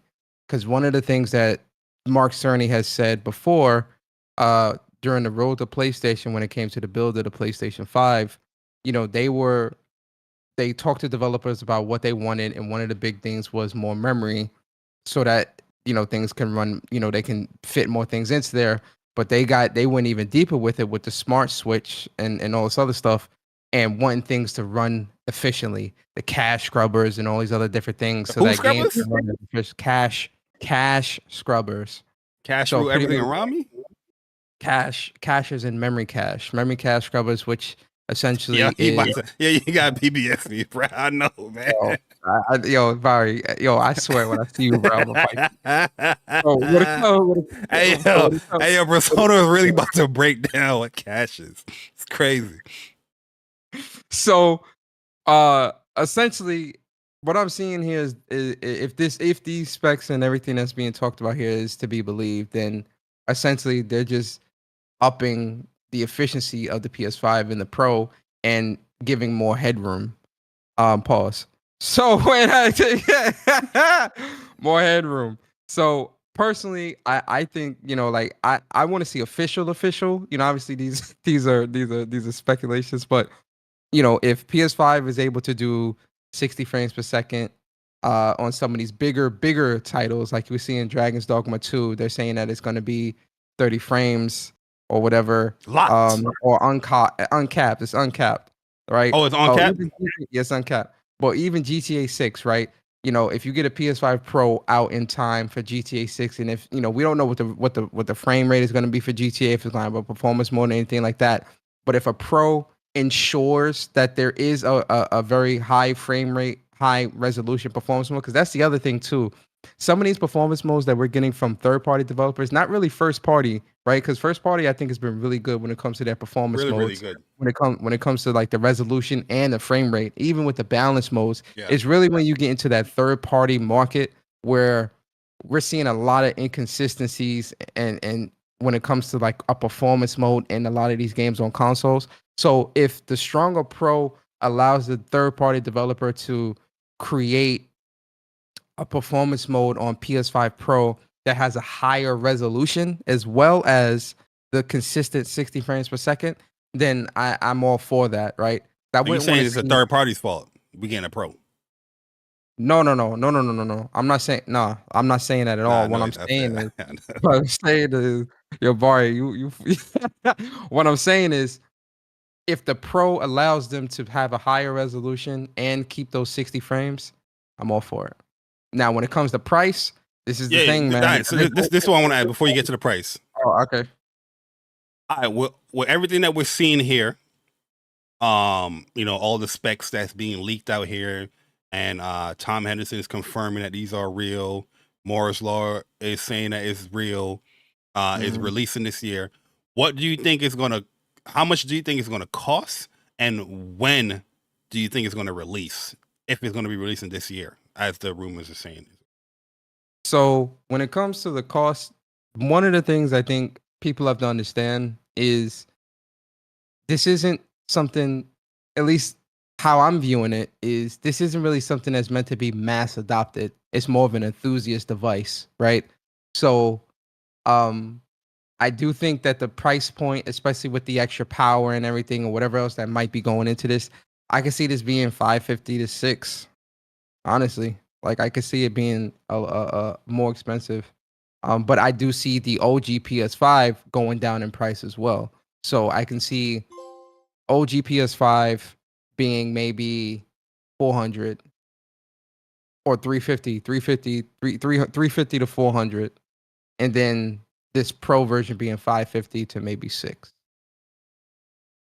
I know that's a crazy price point, but I think something like this is it's an enthusiast. It's for that hardcore of the hardcore that want to get the most out of it. So I can see them. I mean, 600 is a some people might look at that and definitely get pissed off. But depending on what's going into it, it might get to that point. This is what I think. And I think it's going to release November. Okay. Holiday time. Okay. Yep. This is what I think. I think it's going to cost a lot. Yeah. And I mean more than $600. Oh wow. Really? Due to the parts of these components is not coming down, they're going up. That's why you see the new PlayStation 5, it costs more than the older one. It's the opposite that's going on. Normally when you have a slimmer version, the price is going down, the price is going up, and we see these price hikes going up that's due to the manufacturing costs of the console. So if we have that in place there and they're making a pro version of the PS5, my assumption is going to be like, I'm thinking it's going to be like $200, $250 more than what the PS5 is now, which is. So you think like $750, $800? I'm thinking they're going to hit probably $699 to $750 is what I'm looking at. If all this is true, I don't think they're going to release a pro version for the same price of a PS5 Pro PS5 right now, which is $550 for a digital version, or I mean $450. No, what is it? It's like five something for. Hold on, let's look it up. It's $450 for the digital and $500 for the physical. I'll look it up right now For the slim versions. That sound right, but you know what I'm saying though. Like, you got a slim version of the console that typically, in any other version or any other generation, the price will go down. Okay, so yeah, the digital for PS5 is $400.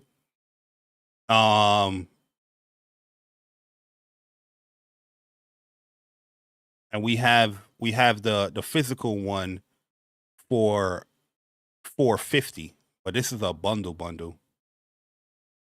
You see if they just it's $500 for the physical. Yep. And digital is no bundle. Is $450. Yes, I said. Yeah, so $450 right now. My bad, not $500. $450. So yeah, I'm still going around that price point, the $700 to $750. I think almost $800 for a pro console. I don't know. Like, I feel like PlayStation wouldn't go that far. Personally, I don't see PlayStation. They'll probably take a hit, but I definitely think they'll take a hit. Now, again, what we're seeing here, I don't think is the full specs outline or whatever, and this is still just speculation. So we don't know. But if this is to be believed that it's a 45% it's a 45% jump in terms of rendering and the capabilities of the console. That's a big selling point for people that are looking for the highest quality of experiences, right? Mhm. You got, when the PS5 was coming out, you had people buying OLEDs strictly for the PS5, which is like $2,000, $3,000. I got a C1 when I first bought this. This thing was like almost $3,000. So, I do see the enthusiasts picking this up, especially with PlayStation. Putting again, here's the other side of it, right? Because the selling point is obviously going to be you want to play games that are better and look better and all this other stuff.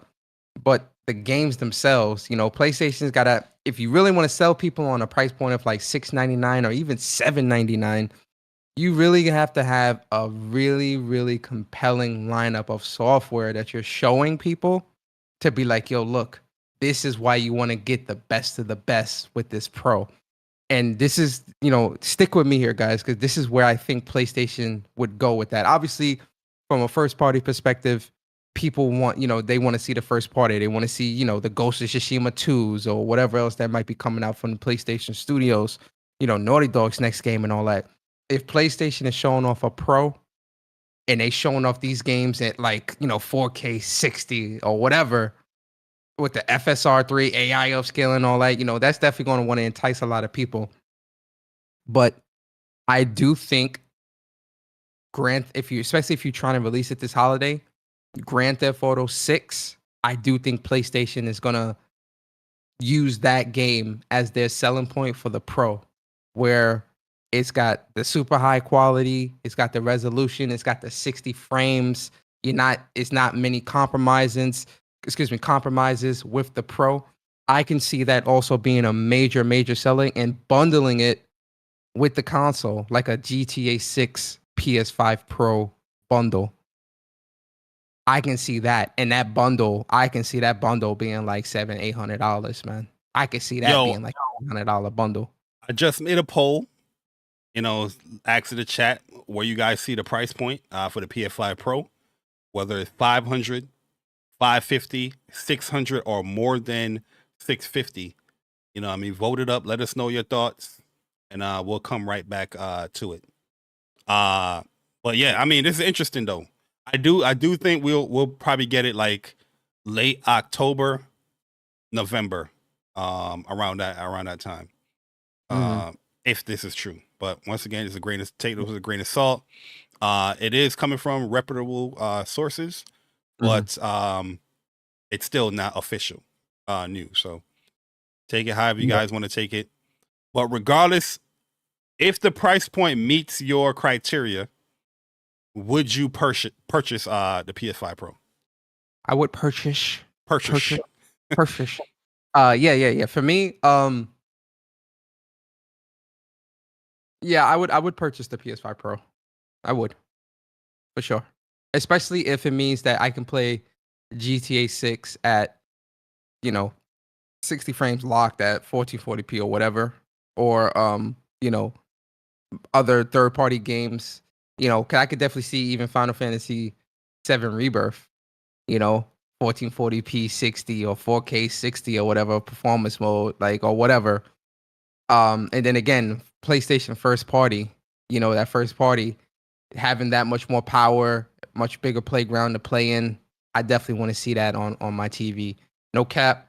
I might even buy the Pro and buy a new OLED. That's like, or buy not even I need to buy a new gaming TV. Anyway, so yeah, that would give me an excuse. Either that or I would actually get like an OLED, one of these new OLED ultra wide monitors, or like larger monitors to play on. Like this. That's if you go into the PC route. Because what if the PlayStation 5 games don't support ultra wide? How is it gonna look? No, not ultra wide. It's like OLED monitors that they're coming out with now that just has a larger aspect. It's not ultra wide. Okay, got you. Larger aspect ratio, but it's got all the bells and whistles of like the 2.1, the best HDR, and all this other stuff. I've been looking at those lately as well. But anyway, yeah, I would buy it. Would you? What would you need to see for it to be a definite yes? It's already a definite yes. I don't need to see nothing. I don't see nothing. I don't care about these specs. As long as it's better than the PS5 right now, that's all I need. I'm good. Huh? It could be white. It could be black. It doesn't matter if it's black or white. Ow! I'm buying that thing. Day one. You understand what I'm saying? Day one. No questions. No doubts. I wonder how the new Call of Duty gonna look on it. And then they're gonna announce a game coming to PC, and I'm gonna be upset.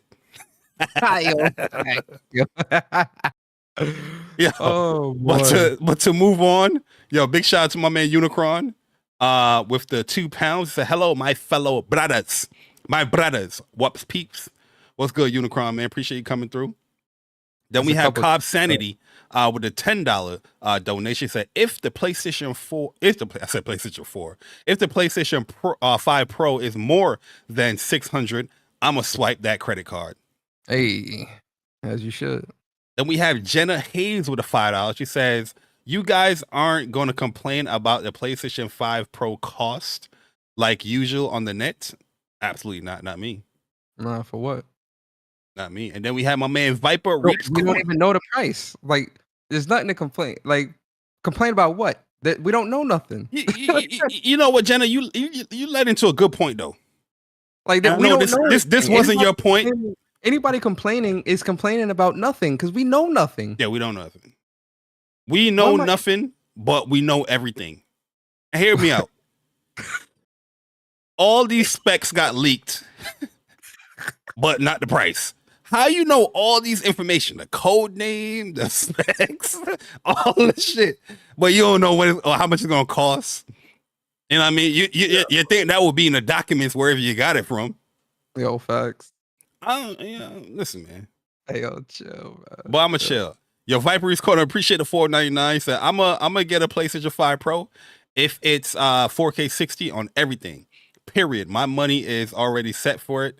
I have to think. I guess he's saying I don't have to think twice otherwise. I don't have to think twice otherwise. Oh, I have to think twice otherwise. Okay, gotcha. Yeah. But no, I mean, I would definitely get a Pro. I didn't even get the Slim. Just due to certain reasons, but the Pro, absolutely. If it's like a much better PS5, which the PS5, you don't need a Pro. You don't need a Pro at all. I think this generation, the games is looking great, is running great compared to last generation. Last generation, it was fluctuations, frame rate, frame pacing all over the place. Here, we're getting more stabilized frame rates. It might not be, the 4K 60 that everybody think, that even the biggest graphics card can struggle with some of these games doing that.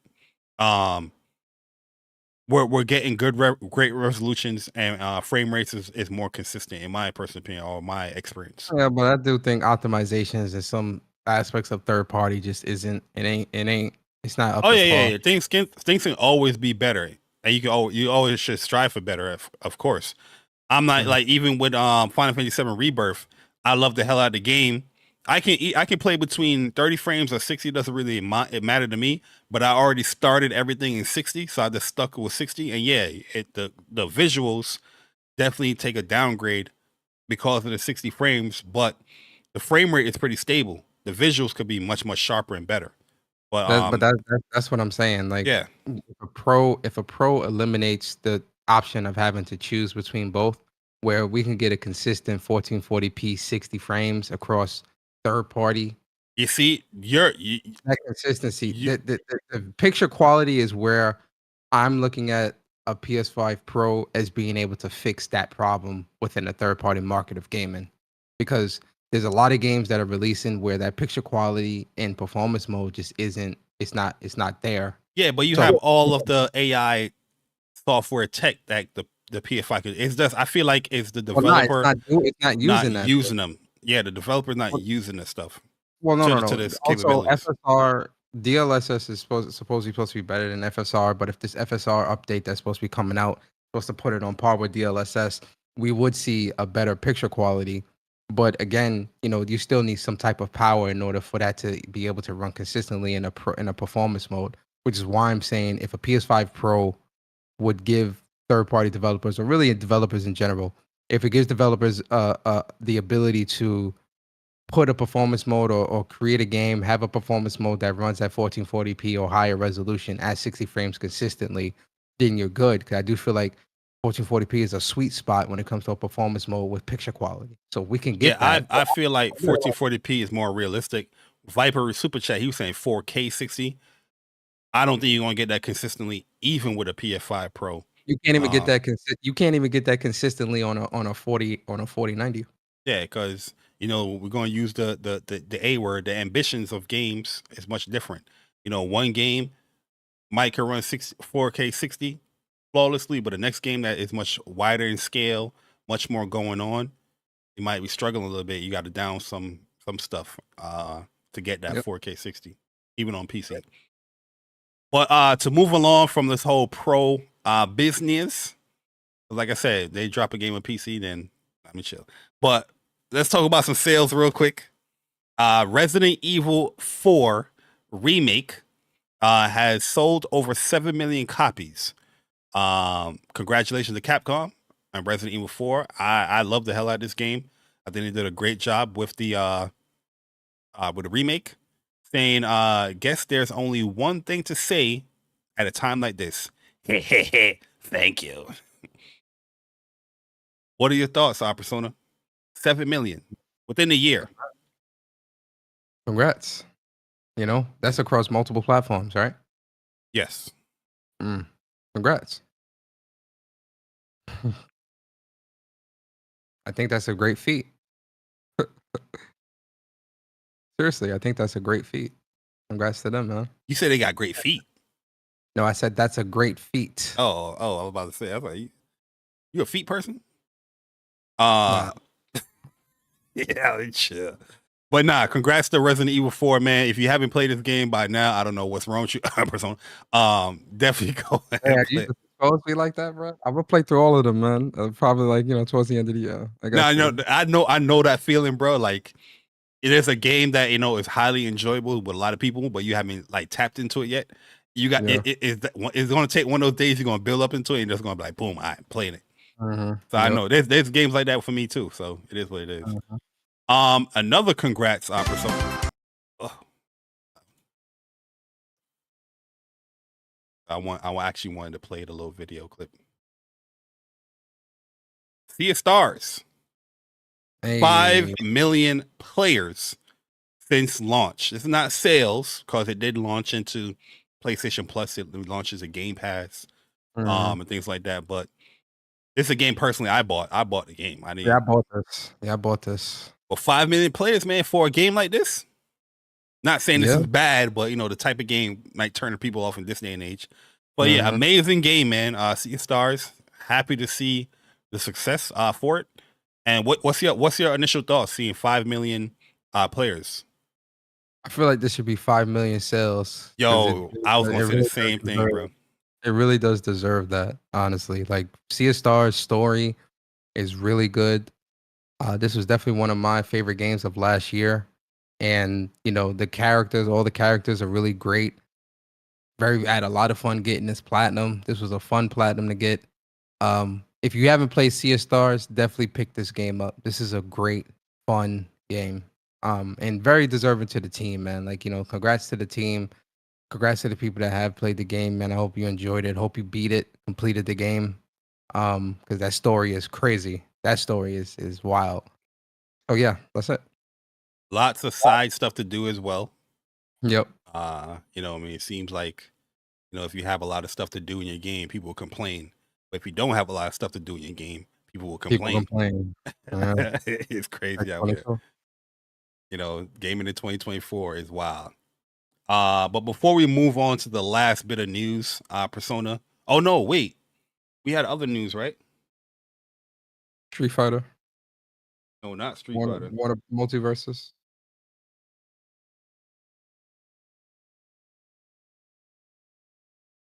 But before we move on to that stuff, though, we'll get to Multiversus, the last thing.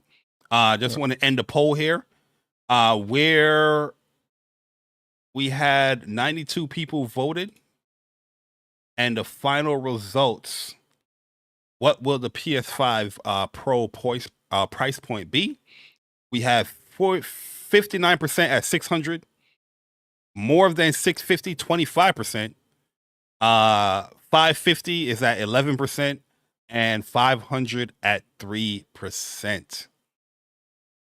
I think you got it. It sounds quite good. Pro, I don't see the Pro being 500 at all, bro. No. It's gonna be 600 or more. I think 500 and 550. I put that there for like troll, and you know you guys ain't take the bait, but the 600, I'm still going with that over 650 though, in my opinion. But I'm not gonna complain if it's 600. I'm like, oh, that's great. If they make it like $700 and attach it to the GTA 6, people will complain, but they still gonna buy it. They gonna buy it. GTA 6 not launching this year. Oh, you talking about for next year? No, but I could, again, a bundle, a PS5 Pro bundle. You know, GTA 6. They show the gameplay and all this other stuff. It's 60 frames, 1440p or whatever. It looks beautiful. It's got a great performance mode. It's still got all those bells and whistles and all that stuff. I can see that, man. I can see people. They'll complain. They'll be mad. You'll see people on Twitter. Oh my god! What about feeding my family? I can't afford it. You know, yo, the typical stuff. Yeah, the typical bullshit. We don't need this.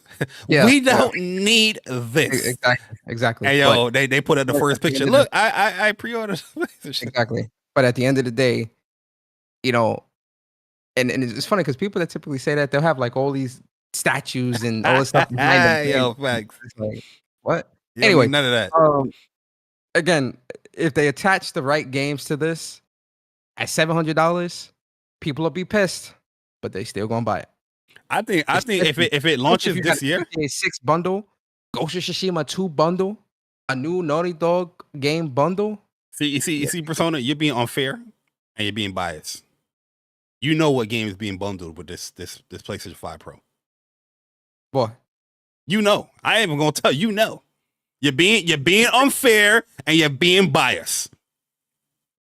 Concord. Call of Duty. This year, Call of Duty is bundling with that PS5 Pro. If it's real, That's a fact. That's a fact. This year, Call of Duty bundle for sure. Call of Duty will definitely be bundled, 100%, 100%. And y'all gonna buy that bundle too. Watch. Absolutely, they're gonna buy it. They're gonna be mad. Oh my god, $750 for a Pro? No. Yo, shout out to Slow Mo in the building, man. Appreciate you coming through, Slow Mo. DPS podcast every Thursday, 8:30 p.m. Eastern time. Check these guys out, man. But yo, we appreciate everybody coming through, man. We'll see you guys in the chat. A lot of people saying over 600 easily. Shout out to my man Chuck. But Chuck is gonna like this one. This is down his alley. This is down his lane. Okay, with the last 2 bit of news. So make sure you guys check out Plus on Block podcast, where they will go in much, much more detail and in depth talking about the character. But it's time, Persona. Mitsuts. Oh boy. Yo, Akuma is here, sir. or is coming soon to Street Fighter. I'm gonna mute that. Street Fighter 6. And that boy looking kind of husky, boy. That boy been eating. Yo, He been eating a lot of zebra cakes and shit, boy. zebra cakes. The workout regimen is crazy out here for Akuma, man. Well, I like the design, man. I like the design. I to be honest with you, there's not a design that Akuma had that I didn't like. Because even with Street Fighter 5, I like the lion look. Yeah, a lot of people didn't like that at first, but I liked it. I liked it. Oh, Simba looking ass. Yeah. I like Yeah, that. man. But here he got the grays going on. He getting a little old. He looking like Goken. Yeah, big Goken vibes. Yeah, big Goken vibes, man. You know what he I mean? He looked big like Goken too. Like Goken was a very big dude. He looked like damn near the same size as him now. And here big Goken vibes. He up in their age now, man. But he looked like, well, Akuma always hit hard, so we'll see when it comes to Street Fighter 6. But I don't think Street Fighter 6 use the health values like the old games. Chuck will let us know. I don't think so. I don't think they do. Maybe they do. They have to, because it's Street Fighter. You got Geef, Honda. I'm pretty sure they will. They still will have the health values. Akuma is like a glass cannon type character. But I think this was a dope teaser. There it is right there, man. It's a dope teaser, but I'm just kind of like, show me the damn gameplay, man. Spring is here. We are in spring. Come on, man. Show me the gameplay. I want to see the gameplay. It's a timing. It's a timing of this teaser trailer that I think they messed up on. They could have did this at Capcom Cup, and this would have been a huge big buzz. Had something like in April or something like that. Yeah. Mm-hmm. So now seeing that we got official look of Kumite. Is it Red Bull Kumite this weekend, right? Yeah, Red Bull Kumite is this weekend. Yeah, LCQs. Yeah, they could have. Oh, they don't. What? Okay. Everyone has the same health. That could change a lot for Akuma. That could either make him a little bit more balanced, because Akuma is known to have extra stuff: the air fireball, the teleports, dive kick. He got everything. Demon flip. The phase. Yeah. You know what I mean? So that's interesting. I didn't even know that. I didn't know that. But now that we see how you like the look. How you like the look? Now you see the trailer, the teaser trailer. When do you think it's going to release? Because they said spring. When do you think they're going to release Akuma? And that's pretty much 2 questions. So, I love Akuma. You feel me? Akuma is definitely one of my favorite. He's always been one of my favorite Street Fighter characters since I was young. So, I'm definitely coming back for Akuma. Definitely gonna be using him in the lab with him. And I like his look. I think his look looks great. I agree with you, Bari. Like, I'm getting big Go King vibes from him. You feel me? I think he looks really, really good. Looks like he's gonna be really strong too, man. Like he gonna be a beast on the field. Um, in terms of when I think he's gonna come out, I think he's gonna come out in May because Ed just released like 2 weeks ago, 3 weeks ago.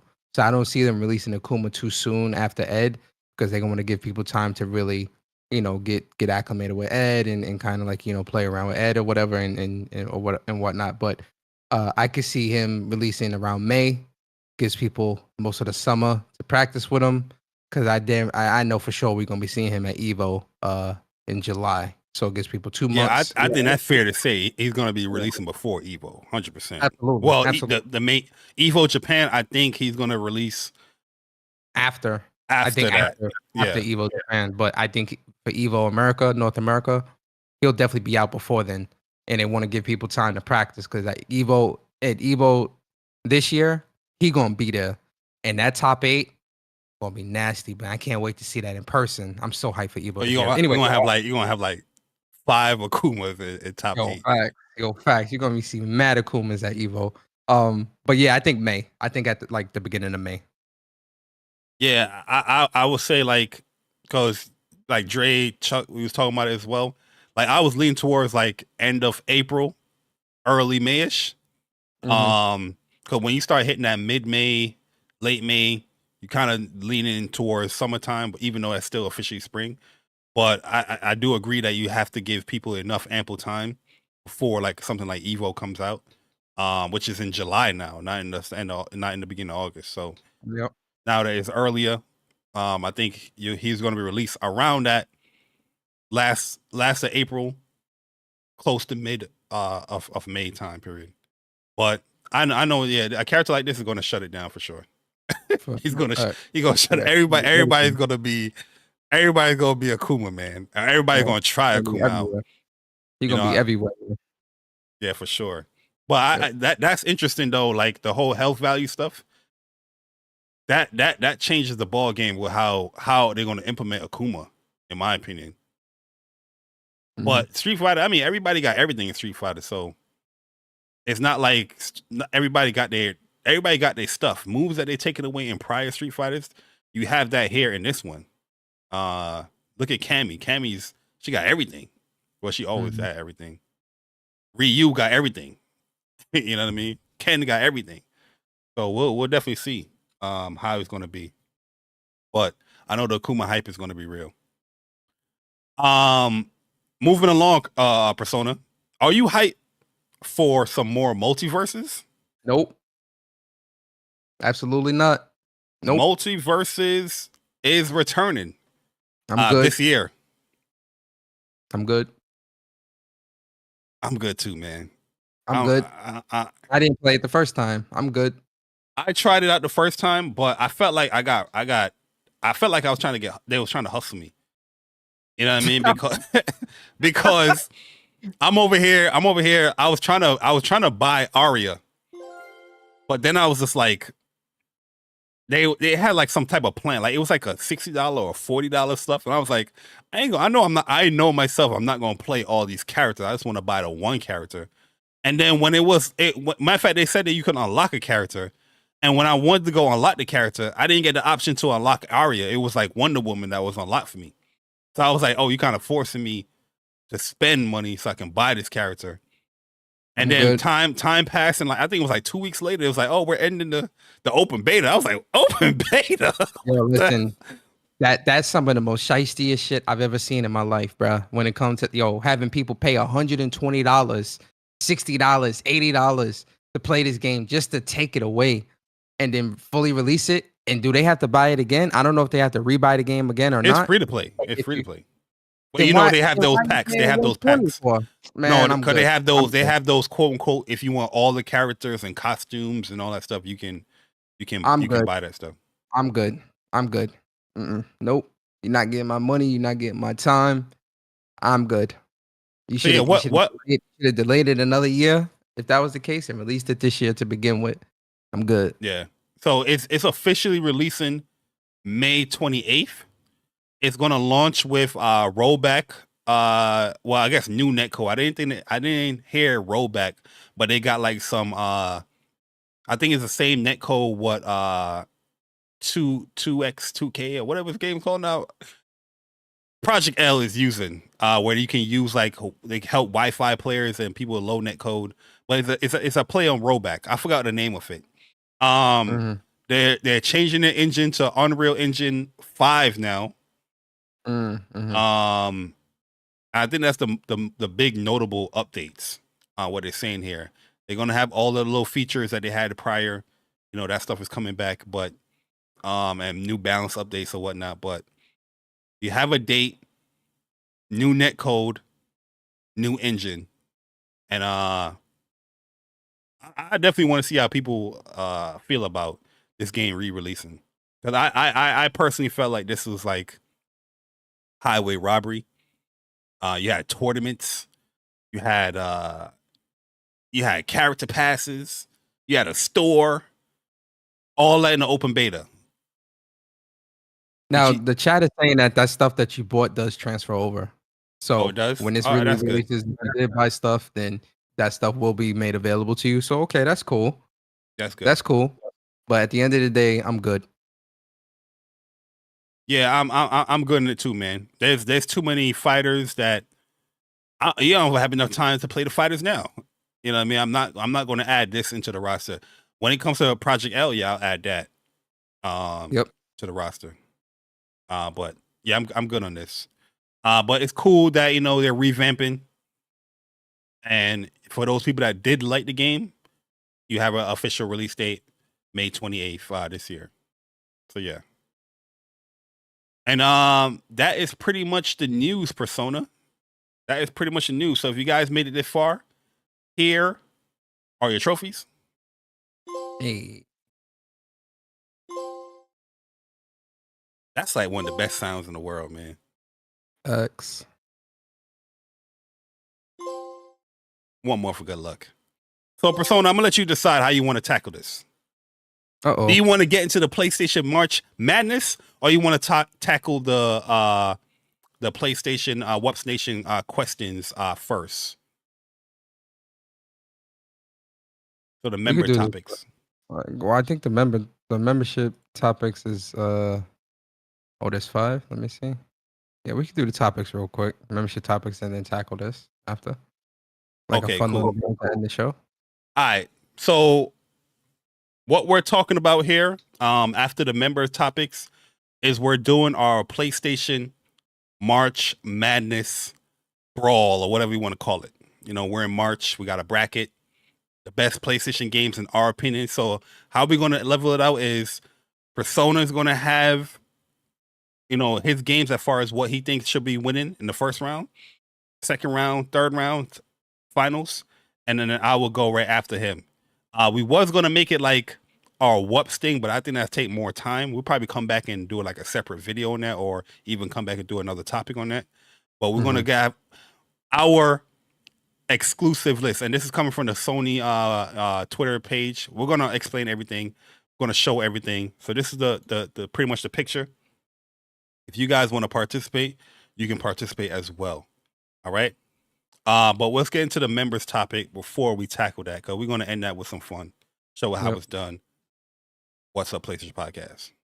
So remember, guys, man, What's Up PlayStation? For the WUPS Nation members, every month we do membership topics, and we put a post out, and whatever you guys want us to talk about on the discussion portion of the show, we'll talk about whatever questions and things like that. So this week we got this month we got 5, right, or 4 technically, because one is a repeat. But shout out to J-Ro, man. He says I trust Persona and Bari would pick the best topics. So shout out. Yo, to can you see the topics on your end? Yeah. Or you want me to zoom in more? No, I can see. I'm actually on the page looking. I can see. No, I'm talking about like on the stream. Can you guys see on the stream? Zoom in more. Zoom in more. Yeah, zoom in more. All right. What about 200? 200 is good? Yeah, you good. Shout out to Unikronn. Appreciate you. Yo, Unikronn coming for your neck, boy. Yeah, this is kind of crazy, but he says it's been an emotional gaming month for me so far, mostly because of one individual, but let's all forgive and learn from our mistakes. So with that in mind, here are my questions. Should Persona get a timeout for picking 2B over Akuma a few episodes back? I thought we were virtual friends, but Persona crossed the line there. Yes, I'm still shaken by his poor decision. I don't even remember what this dude is talking about here, bro. No, because remember, we had an either or, and 2B was coming out, and we was like, yo, 2B or Akuma. Cause I think that was like the DLCs and stuff that's coming out, and I think he said 2B, yeah, because she was actually coming out, in Grand Blue, which she's pretty dope, yo, in Grand Blue. I haven't even tried her yet. She's hard to play against because she got so much like options. We'll talk about that later, but yo, 2B is running amok in Grand Blue, yo. She's crazy. Yeah. I mean, I would still. Yo, pick No 2B. Cat, what's good, bro? Shout out to Sick. Yo, No Cat, what up? I would I would definitely pick 2B again, even now. You know, and I love Akuma. Akuma's one of my favorite characters, but 2B for sure. His second question is: after watching Street Fighter 6's Akuma teaser trailer, would Persona still choose 2B over the red and black master of the fist, the demon of the dark Hado, the pinnacle of perfection, the excellence of execution, Akuma? Yes, I would still pick 2B. His third question is: would Persona, having plenty of time to reflect on his Unikronn, you coming with my man? like to apologize to our wonderful community for having an opinion? Yes, the same opinion which tragically led him down a path where he chose 2B instead of Akuma. Things were dangerous in the wrong hands. Yo, before you continue, Persona, want to say big shout out to Badicus Prime. It was his birthday the other day. Matter of fact, we had a few birthdays the other day. We had Badicus. We had Uni, his birthday. There's somebody else that I'm missing that I saw. But I did see Badicus. That's a two that's hitting my head. If I forget, if it was your birthday, let us know. Happy birthday to you guys. Hopefully you guys enjoy it. You know, I mean, spend time with your family, your friends, play some games, however you want to do it. Let's be safe out there and enjoy your birthday. But happy birthday, guys.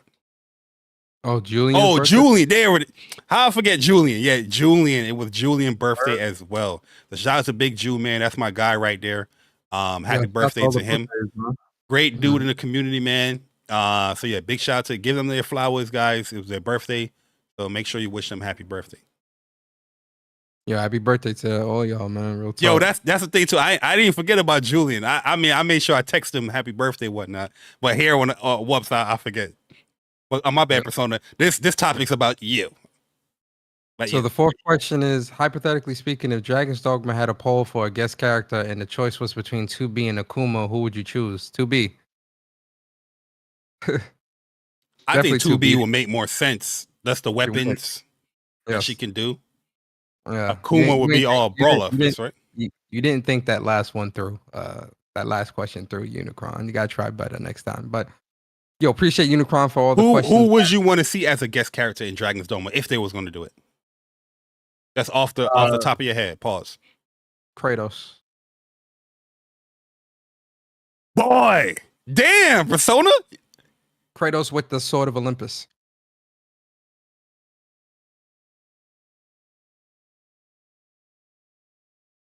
I was gonna say Dante, but yo, Kratos actually that would be fire. I even go, that would be fire. Yeah, Kratos with the Sword of Olympus. Second, King Kiso right there with me, Dante, bro. Second would be Jang Sakai. Yo, chill. Mute Persona Mike. Mute Persona Mike.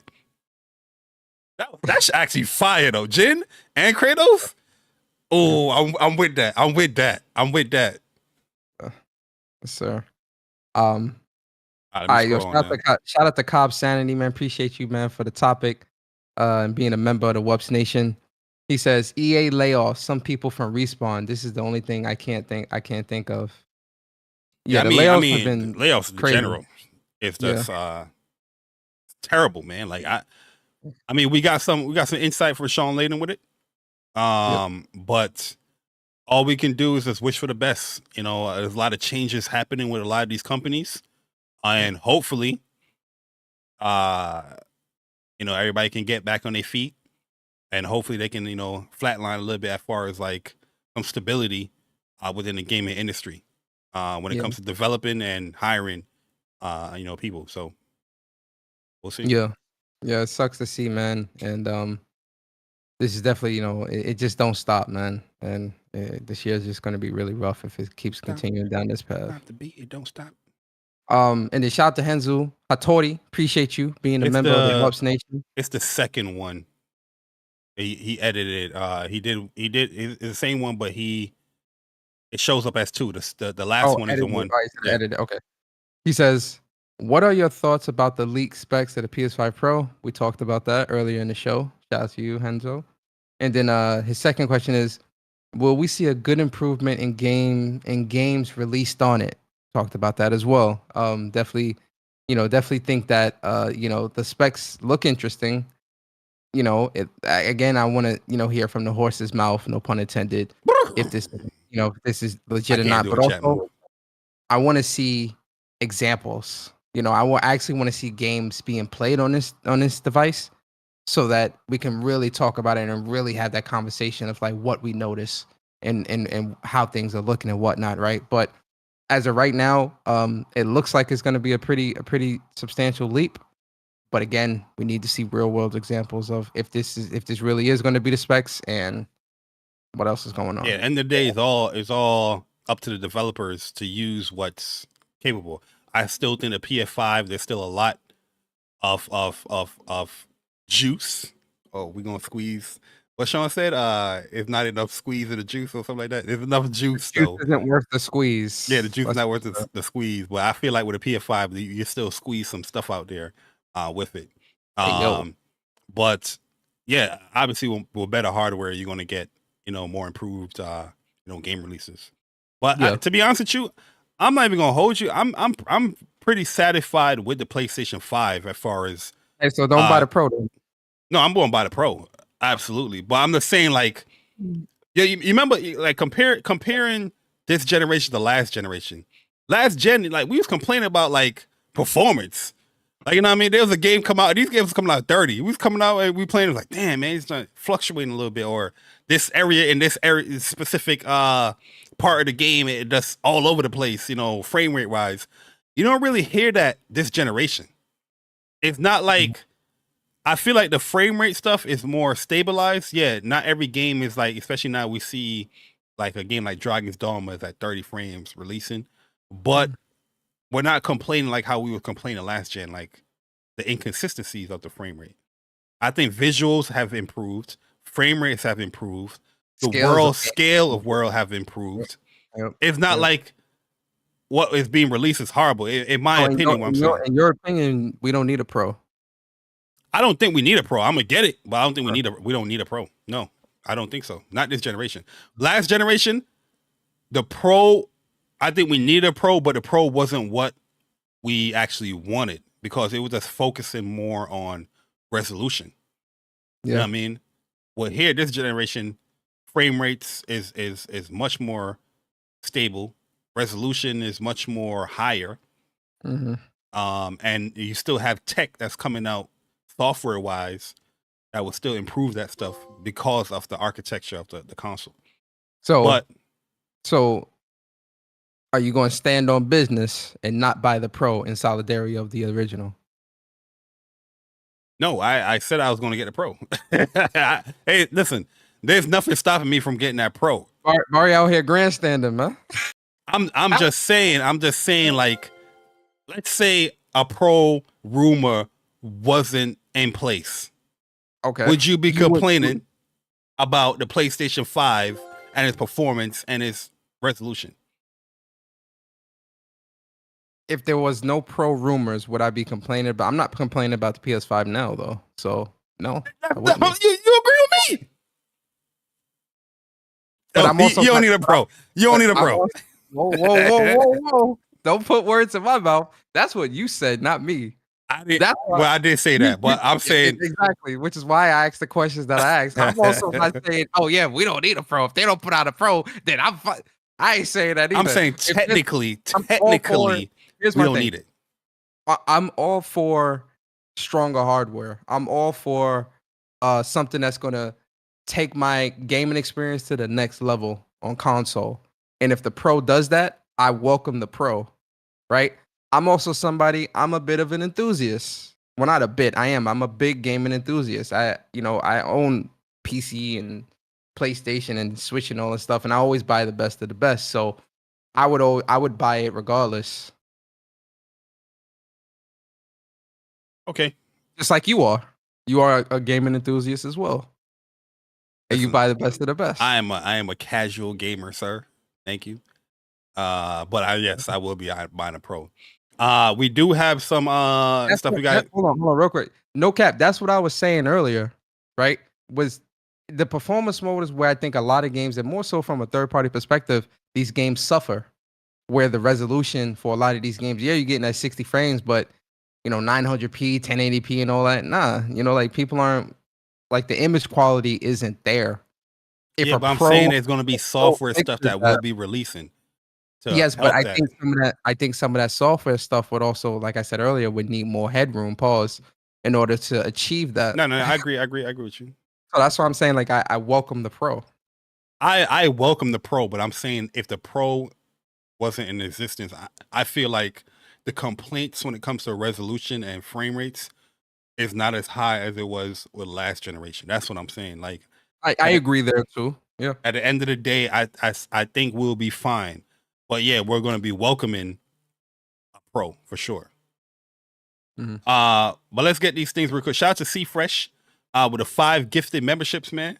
We appreciate it, man. So PS Rewind, Weatherman, Muck, Wagwan Muck Masia, Ice Queen Gaming, and Stilo Facts. Welcome to the WUPS Nation. Make sure you spam with the emotes. Get familiar. Yep. Also, shout out to Unikronn with the 2 pounds. A shout out to you, Persona. Unikronn. Even though he picked 2B over Akuma. To be or not to be? To be. That is the question. Shout out to my man Kikiso. Shout out to King Kiso, man. Big shout out to King Kiso.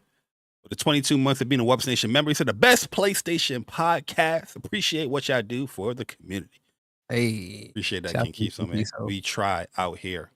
We try. Sir. Yes, sir. When you try, I try. We try together. Yo, shout out to Trap House as well. Persona, are you ready? I'm ready. Are you ready to argue? I'm not just ready. I'm ready, Freddy. Are you ready to debate? Debate? Yes. Are you ready to be called wrong? Excuse me? The audacity, the unmitigated gall. Absolutely not. Let's get it. Let's go. It's PlayStation March Madness, guys, ladies. And we are here to debate the best out of this list of exclusives for PlayStation. Shout out to the PlayStation or Sony. Hold up, boy. You got to put a little more lisp on that exclusives. I ain't like how you said it. Exclusives. The best of these PlayStation exclusives. There you go. Shout out to Sony for putting out this brackets on their Twitter page, which caused some debates, caused some fun back and forth banter. Fun for some. Some people was wild. Like, what? Gran Turismo didn't beat our God of War. This is blasphemy. But Persona. Oh, yes, sir. How we going? This is how we gonna do it here. Can you see the screen? I can see the screen. We're gonna start here in bracket 1. This is bracket 1. To the left or the right? On the left. This is bracket 2. Okay. This is bracket 3. Okay. And this is bracket 4. All right. Okay. So we're gonna go 1, 2, 3, 4. And how we're gonna decide it, we're gonna go each round. We're gonna go around each bracket, then come back and finish out another round in the next bracket or whatnot. All right. Got you. So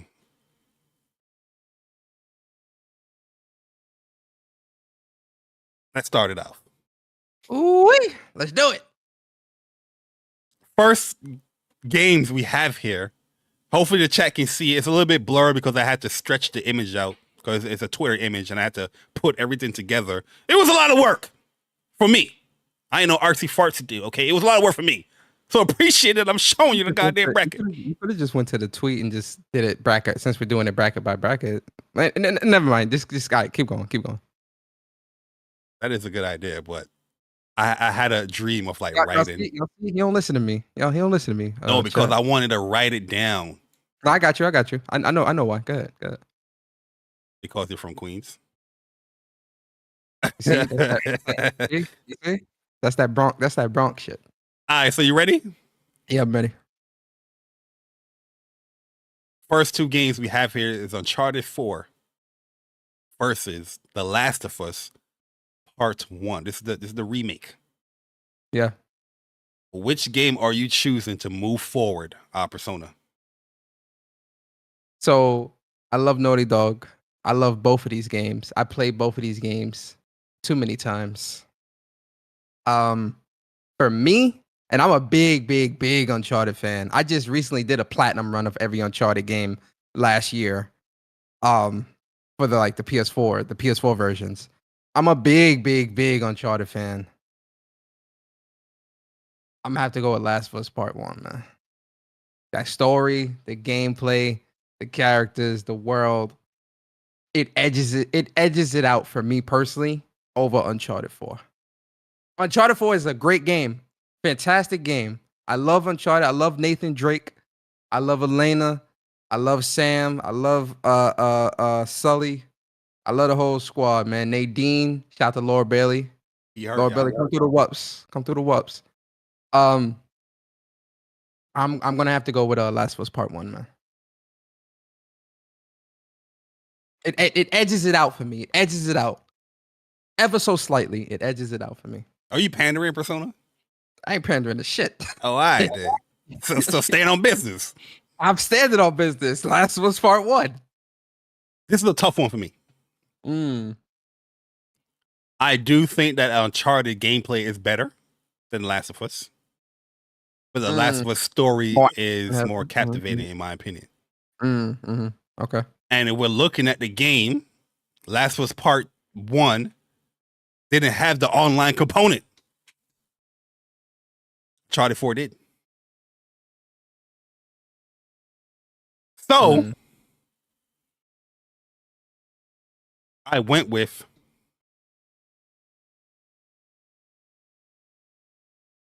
The Last of Us. Yeah. I was about to say, bro. I had to put a little drama in there. I love Uncharted 4, and I do think the multiplayer component is a great argument to beat out Last of Us Part 1. But the Last of Us Part 1 story, I can talk about that story for days. Look at many debates and arguments that we have had just due to the Last of Us story to this day. Yeah. Game came out 2013. We still talk about it to this day. You know what I mean? Yep. I think that says a lot for it. All right, so The Last of Us is the winner here. What's going to get tricky is when we have different games here. But I think it's safe to say this bracket we're going to have to see. But all right, next game, Death Stranding or Spider-Man Miles Morales. Hands down, Spider-Man Miles Morales. Death Stranding, Package Simulator. I'm a replay. It's funny, seeing Death Stranding 2 trailer definitely has me wanting to replay the first game. But when I first initially played it, I got to like chapter 6. I just wasn't really vibing with the game too much. And maybe that was me. I just wasn't really being open-minded with the approach that Kojima was trying to do with the game. So I'm definitely going to give it a second try. But I'm a big Spider-Man fan. I'm a Spider-Man nerd. And for me, Spider-Man, even if I did enjoy Death Stranding, Spider-Man Miles Morales is going to take the cake for me from a gameplay, storytelling perspective. Miles Morales is better. The world is beautiful. The combat is fun. And it's Spider-Man. So for me, Spider-Man Miles Morales, hands down, without a shadow of a doubt. Yo, what y'all saying, chat? Yeah, for me, it's Spider-Man Miles Morales. This game, pretty much like the best launch game that launched at PS5. And yeah, Yep. This game is great, man. Amazing game. Great story. Great addition to the Spider-Man universe. Death Stranding I didn't complete, so it's that's off of that. You know what I mean? So bracket 1, we're going to have Miles Morales versus Life. We'll come back to that. Bracket 2, God of War versus GT7, Gran Turismo 7. Why did they do this? God of War 2018 all the way. The revamp. Listen, I love GT7. Shout out to Polyphony. I love GT7. I think it's a fun game. You know, from what I've played of it, the technology behind it, especially with the Sophie AI and all that stuff, is fantastic. Beautiful game. The racing is definitely immersive and all that stuff, especially if you're playing it in VR. Don't get it twisted. I think it's great. But for me, I'm a big God of War fan. God of War 2018, just to see the revamp of God of War and them actually stick the landing with 2018 and that combat being on point, the story being fantastic, the new characters. Shout out to Freya, Daniel Basuti. Shout out to you. And all the other characters in the game and whatnot. And it's Norse mythology, which is really dope. God of War 2018, hands down, without a shadow of a doubt. Yeah, I think this God of War 2018 is one of the best games PlayStation released in the last decade. Yep. And GT7, I enjoy my time with it, but I don't have enough time in it like I do God of War. So God of War, high regards in my opinion. I respect the hell out of GT, but racing games is just not my cup of tea like that. So I gotta go with God of War. Persona, this is probably one of the toughest ones here. This is where things get difficult. It gets ugly here. Difficult, man. Ah, man. Go ahead. Returnal Go ahead, versus Spider-Man 2018 remaster. Talk to me, man.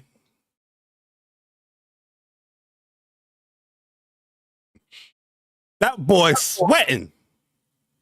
Yo, Bari, I'm gonna keep it a stack with you, bro. As much as I love Spider-Man, as much as I'm a big Spider-Man head, that Returnal is a phenomenal fucking game, man. I love the hell out of Returnal. I love that gameplay. I love the DLC they did. It's tough, man. It's tough, man. Returnal for you. Talk to me, man. Stop being scared, man. Speak from the heart. I put Return for you. I'm gonna say Returnal. Okay. This is a tough one. This is a real tough one. This one right here had me debating for the longest, to be honest with you. Because I do feel Returnal is like one of the best games to come out on PS5. But I love the hell out of Spider-Man 2018. Spider-Man 2018 was my game of the year in 2018. Yeah. And if you look at this list here, kind of give a little teaser as far as where I'm going. Yep. Returnal was one of my favorite games in 2021 as well. It was that and Tales of Arise. I gotta go Spider-Man here, man. Mm-hmm. Yeah, I figured. I gotta go Spider-Man. I love Returnal. Gameplay wise, story was intriguing. There was some mystery stuff in there. But when it came to Spider-Man, it's all of the above for me. Story, gameplay, characters, world, and then a remaster made all of that better. So yeah, I gotta go Spider-Man for me. Yep. So we have a difference here. So when it comes to the semis, we'll see how we placing it. Yep. All right. So it's gonna be 2 questions here. All right. Third bracket, Persona. God of War Ragnarok. Demon Souls. For me, this is very easy. Despite me loving the hell out of Demon Souls, I played through that. I did a live stream series on Demon Souls. I enjoyed that game. Shout out to Bari and a couple others that gave me some pointers for certain things. I love the hell out of Demon Souls, but God of War Ragnarok for me, that is one of my favorite games of last year, man. That's definitely one of my gamers of the year. And or was it the year before? When did God of War come out? 2022. God of War came out It came out 2022. Yeah. Damn, time is really flying. Yeah, God of War, Ragnarok for sure. I love that story. I love the world. I love the characters. I love the combat. I love all the realms. Yeah, Ragnarok for me. And then Valhalla. Oh my God. Can I get it all? God of War Valhalla, the DLC that they added, the free DLC last year. Hands down, God of War Ragnarok for me. Hands down, without a shadow of a doubt. Yeah, for me, it's God of War Ragnarok. Demon Souls was amazing though. Like the way how they placed these brackets made it really, really tough. Cause first round is hard. But yeah, I got into Demon Souls with a PS5. I bought it on PS3. I wasn't feeling it then. Gave it another try with the release of PS5. Loved the hell out of the game. And but yeah, God of War, supreme. Yeah. Ragnarok, supreme game for me. When it comes to this PlayStation last decade as well. Yes, sir. This is gonna be a tough one right here. Things get nasty and messy. Your PlayStation, nasty Sony, work. Why are you setting this? Why'd you do this to me? Nasty work. Like this. Nasty work. This is nasty right here. Go ahead, Bari. Set it up, man. Set it up. So we have The Last of Us Part 2 remaster versus Horizon Forbidden West. Can I go first? Yeah, because I'm gonna be honest, bro. This is tough for me, bro. This is so tough. I love The Last of Us Part 2. Story, gameplay. I think the gameplay has went up a notch compared to Part 1.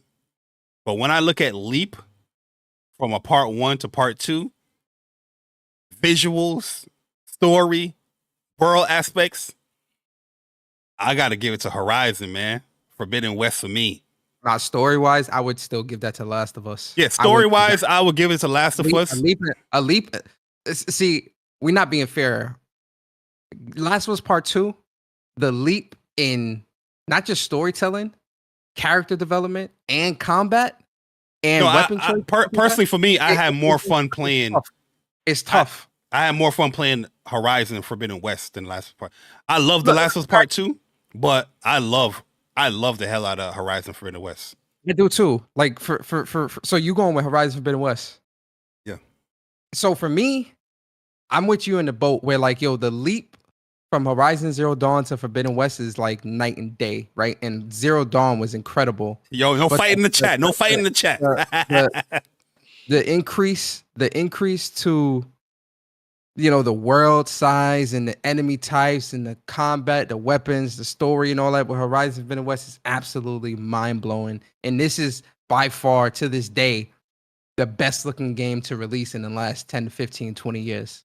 Like Horizon Forbidden West, in my opinion, is still the pinnacle when it comes to graphical fidelity, performance, and just the aesthetic and look of the game. And the DLC was really great as well. This is what you want all games aiming for.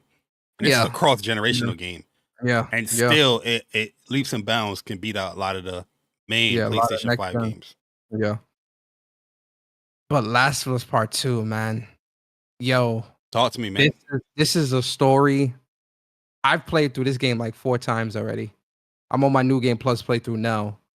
And then that no return mode. Talk to me, man. Fuck, man. For me, the character development in Last of Us Part 2, the shock of Last of Us Part 2 with the whole Joel situation, the characters, the world, the combat, the stealth. I gotta give it to Last of Us Part 2, man. Are you going T-Lu? I gotta go T-Lu Part 2, man. I have to, man. I love the hell out of Horizon Forbidden West. I love this game with all my heart and soul. But Last of Us Part 2 edges it out for me, bro. That story is one of the greatest stories I've ever played, bro. Yeah, I respect it. These two, in my opinion, is the hardest. The Returnal Spider-Man, The Last of Us Part 2, Horizon. Very, very hard to choose. And it can go either or, in my opinion. Yep. But there's a little certain aspects and certain gameplay stuff I feel like one would edge out the other, but also story, depending on how you feel about the story. Edge out. I don't think there's no real wrong answer here, especially with that one, in my opinion. Whew, we got through it though. Yeah, we did. We're on number 4 now. Ratchet and Clank Rift Apart, Spider-Man 2. I love Ratchet and Clank. Yo, they put Insomniac games against each other. That's crazy. That's how good Insomniac is, man. Insomniac got the most games on here. Yeah, they do. For me, it's Spider-Man 2. Spider-Man 2, incredible. I love Ratchet and Clank. I love Rivet. She was a great character. I like this story. And graphically, this is still one of the best looking games too. Like the technical prowess as well. But the Spider-Man 2, I think, take things to the next level. And I'm a big Spider-Man fan. I'm gonna give it to Spider-Man 2 here. Yeah, for me, it's gonna be Spider-Man 2. Yeah, it's gonna be Spider-Man 2 for me. That was the sequel I'm looking for. I thought they did a great job, story, characters. The only real complaint I had about Spider-Man 2 is the crashes that I had, the bugs, and I needed more open world activities. But other than that, I feel like it was a perfect sequel for me personally. I see a lot of people complain about Spider-Man when it comes to Peter Parker. I'm like, hey, you got to pick up a comic book for real. Like, if you don't know the character, you can't speak on the character like that because he's looking crazy. And Mary Jane is a great character. Like, if you upset about Spider-Man 2, Peter was acting, or quote unquote people saving him or helping him, don't read a comic book from the 80s to now. Don't read a comic book. It's crazy. Mm-hmm. All right, then. So here's the last one we have here. Persona. This one's easy for me. Very easy for me as well. I love Horizon Zero Dawn for what they brought to gaming with that Decima engine and that world building. But Ghost of Tsushima for me takes the cake. Hands down, Ghost of Tsushima is the better game and the better experience to me personally. From a storytelling perspective, from a combat perspective, from an open world perspective. And granted, Zero Dawn open world is fantastic and beautiful and fun. But for me, Ghost of Tsushima just it took things to the next level for me personally from an open world gameplay perspective. So I'm giving it to Ghost of Tsushima, hands down. Yeah, I love the Legends with the raid and all that stuff. Yeah, I love the hell out of Horizon Zero Dawn. Love the game. But when it comes to PlayStation fragrance, Ghost of Tsushima is the pinnacle of what I'm talking about. Not only in the single player aspect, but the addition of multiplayer as well. Pinnacle. Spoilers. Heads up. Well, yeah, I know. All right, Persona. Yes, sir. Let's move on, man. We are now in the second round. So we have The Last of Us Part 1 versus Miles Morales. Which game is advancing for you? Last of Us Part 1. Last of Us Part 1 over Miles Morales? Yep. So you got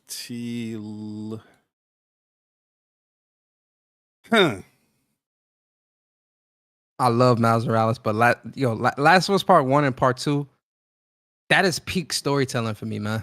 That's peak storytelling. Like, there's a lot of games that just aren't at that level when it comes to gameplay storytelling, character building, and character development. Part 1, Part 2 is peak for me. That's pinnacle.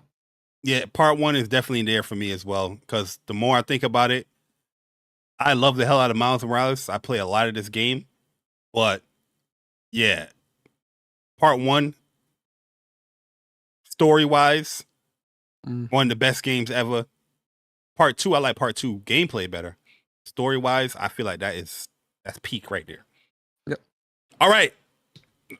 Bracket 2. We got God of War, for you personally now, God of War versus Returnal. God of War, 2018, hands down. So you got God of War, and for me, I got God of War versus Spider-Man. Yeah, that's a tough one. Ooh, I'm glad I did those shoes. Ooh, that's a tough Spider-Man is my winner. Yeesh. Lord. Spider-Man 2018 was my game of the year. God of War came out the same year. And I love the hell out of God of War. Year. That was a crazy fucking year. Yeah, man. I love the hell out of God of War, but and God of War won the game of the year at Keeley's Awards too that year. Yeah. What a year, bro. Woo! Yeah. 2018 was that's a legendary year right there. Crazy year, man. Mm-hmm. Sheesh, that's tough. As quick. The reason why it's so quick that we did it is because I already planned out my games, but you know, we're in the later rounds. All right, so now for the second round here, we have for you. We got God of War Ragnarok versus Last of Us Part 2.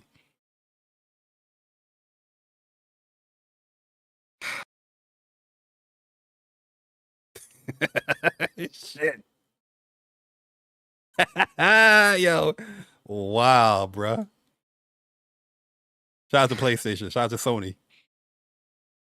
This is PlayStation March Madness. That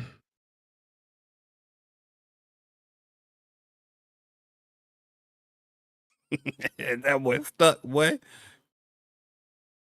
This is both tough. Both options, in my opinion, is tough. I'm gonna give it to.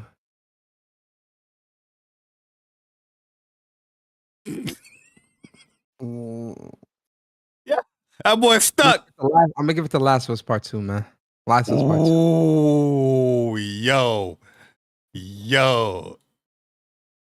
Last of Us Part 2. Yeah, Last of Us Part 2, man. Yo. For me, it's hard for me to choose, bro. Like, I feel bad because God of War Ragnarok. I really feel bad, bro. I'm being deadass. I feel bad because God of War Ragnarok really is like incredible. And these are both of them got the whole what you call it? They got the Returnal mode. What's Returnal called? The roguelike mode. Roguelike mode. Which roguelike mode you preferred? Last was Part 2. Okay. For me, me, no what Ragnarok. I can't choose, bro. I don't know. Last was Part 2, man. Last was Part 2. That's fine. Last was Part 2. This is tough as well. God of War Ragnarok, Horizon Forbidden West. Overall, I like God of War more. So God of War Ragnarok is my winner for that round. Ragnarok, that is peak for me as well. This game is amazing. Yeah, it is. And it's tough because, you know, in this day and age when you have to pick an either or, you know, people want the follow up. But you didn't like The Last of Us? I'm not saying that at all. It's great games. I'm not gonna, you know, repeat it back and forth. These are all great games. Yeah, real talk. This is just like for fun, but at the end of the day, all these games are incredible, and all these games we played. So like, at the end of the day, I love all these games. But go ahead, Bari. Next up, this Spider-Man, is tough. Spider-Man 2, Ghost of Tsushima. This is tough, man. This is tough.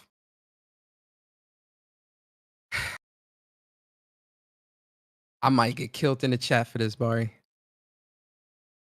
Talk to me. All right, so listen. Let me. I know my answer. All right, before you go, can I go mine? Yeah, go ahead. Ghost of Tsushima. I was gonna pick Ghost of Tsushima. Ghost of Tsushima is pinnacle, man. I was gonna make my case though. I know I'm gonna get because listen, Spider-Man 2 is incredible, man. It is absolutely incredible. It's my game of the year of last year. Ghost of Tsushima. For those who haven't played Ghost of Tsushima, this game really embodies not just that of a samurai, but like the journey of a samurai and the storytelling and the conflict and the multiplayer and it's such a perfect game, man. It really, and the combat is just so goddamn good. Where you going, Ghost? As well. Yeah, Ghost as well. Yeah, Ghost. Yeah, the combat in Spider-Man 2 is god tier, in my opinion. But Spider-Man 2 is an amazing game. But I love Ghost of Tsushima, man. Yeah, and especially when they added that Legends, it even went up for me. You know what I mean? Because I'm like, yo, not only can I play with my friends, we can argue, do the whole raid, but you still had that raid is crazy. Yeah, they still added the whole new game plus to that as well, new trophies to that as well, and a DLC. DLC, difficulty trophy. Well, I think they added lethal Yeah, I think they did. Yeah. Yeah, they did Lethal. Yeah, and I think the side missions for Ghost of Tsushima, I think were Peak. definitely better as well because it felt like main story stuff, bro. Like what you had to do in that was incredible. So yeah, for me, Ghost of Tsushima for sure. Yep. All right. We're moving on, man. Persona. We are pretty much at like the winner finals or semifinals, whatever you want to call it. Because it's like the grand finals here. Yeah, or grand finals and then finals. No, this is not grand finals. Grand finals is gonna be the Next last one. game. Yeah, this is semifinals. Now we have winners finals. Yeah, winners finals. The Last of Us versus, for you, God of War 2018. Last of Us. Last of Us for sure. Okay, so Last of Us is winning. Mm-hmm. Yeah, Last of Us for sure. I love 2018, bro. That game is absolutely incredible. But I gotta give it to The Last of Us, man. I have to. For me, it's Last of Us versus Spider-Man. Oh, it's tough. It's tough.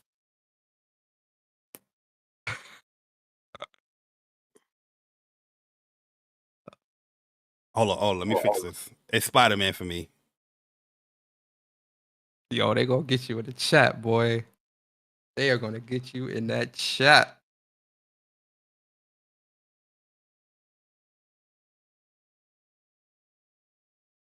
I mean, what can they get? Everybody got different opinion.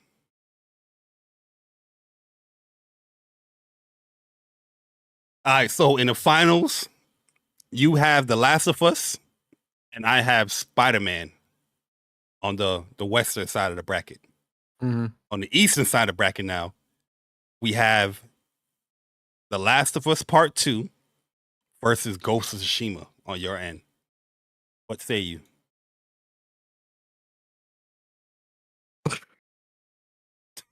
Yo, son.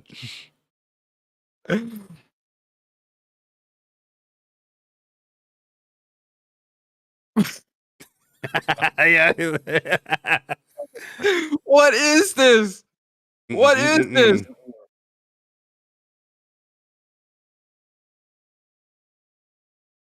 Ghost of Tsushima. Ghost of Tsushima. Yo, I got Ghost of Tsushima as well. Ghost of Tsushima, man. I got Ghost of Tsushima as well. Tough. That's tough. That was God tough. of War Ragnarok versus Ghost of Tsushima.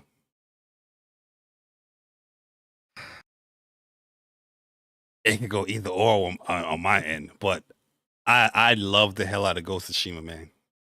Yeah, Ghost of Tsushima. I love the hell out of Ghost. Like I said, Ghost of Tsushima is peak for me personally. Yeah. Persona. Yeah. We are now in the finals, where on one end we have The Last of Us Part 1 for you. Yeah. For me, I have Spider-Man. Mm. And on the other side, we have those games going against Ghost of Tsushima.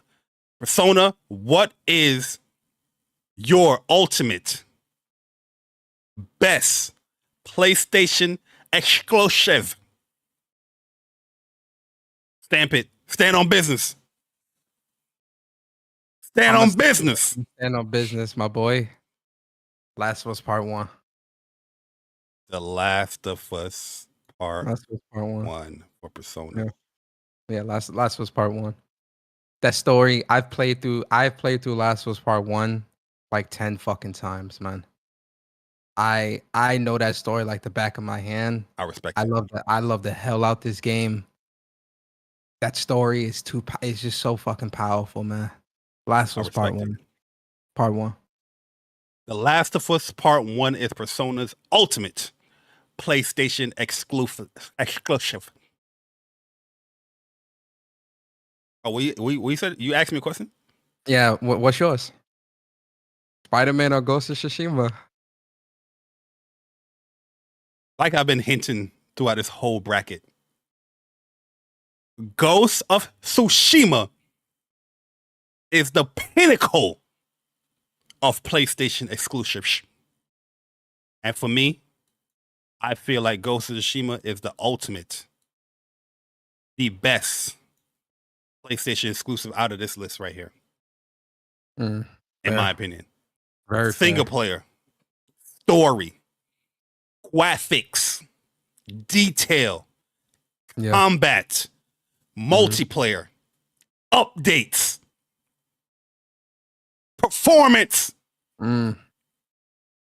decisions, boss fights, side missions. side missions. Yeah. Yeah. It's pink. Yeah. Yeah. This is tough. This is tough. This was tough, man. This was a tough list, man. This is At tough, the man. at the end of the day, all these games are absolutely incredible. You feel me? And the great thing is we've played all of them, Bari. So we could speak on Every single one of them. I'm about to say something different in Jamaican. But yeah, man. Oh, I was gonna say every blood clot one. I mean, yeah, good, yeah. If you guys want to see it again, this is our best PlayStation exclusive list. Persona got The Last of Us Part 1. Or The Last of Us 1. I have Ghost of Tsushima on here. But to be honest with you, whatever answer it is, I'm curious to see your guys' answers as well. So you can put it in the chat. You can put it in the comment section when the video is uploaded. And let us know your thoughts on what we thought. Do you agree or disagree? Should we be kicked out the PlayStation Nation? Let us know. But yeah, I see a lot of Ghost of Tsushima's in there. I see some Last of Us in there. I know this God of War's in here too. God of War, that's tough. God of War Ragnarok too. I think God of War had a lot of tough competition, man. Like really, really stiff competition. Horizon as well, man, because Horizon as a series is really good too. But the competition, it really, really stiff competition, man. Really stiff competition. Best of the best, man. Yeah. Best of the best. Yeah. Ladies and gentlemen, boys and girls, that is What's Up PlayStation Podcast, episode 156. And if you made it this far, here's the Platinum Trophy. Here's the PS4 version. Hey. We made it, guys. We made it. So just a heads up, next week there will be no podcasts due to the fact that we will be traveling. We'll be at PAX East, our first time enjoying a PAX event. And like I said, we're looking forward to meeting people there, playing some games, having some good times, see what Boston's about, for the short time that we're there. So we'll have no podcast then. But when we do return, when we come back, we'll talk about our experience, our time there, and whatnot in the following weekend. But Persona, Yo. Close us out. Let the people know where they can find you, what you got coming up. Yes, sir. Yes, sir. You seem a little hurt, man.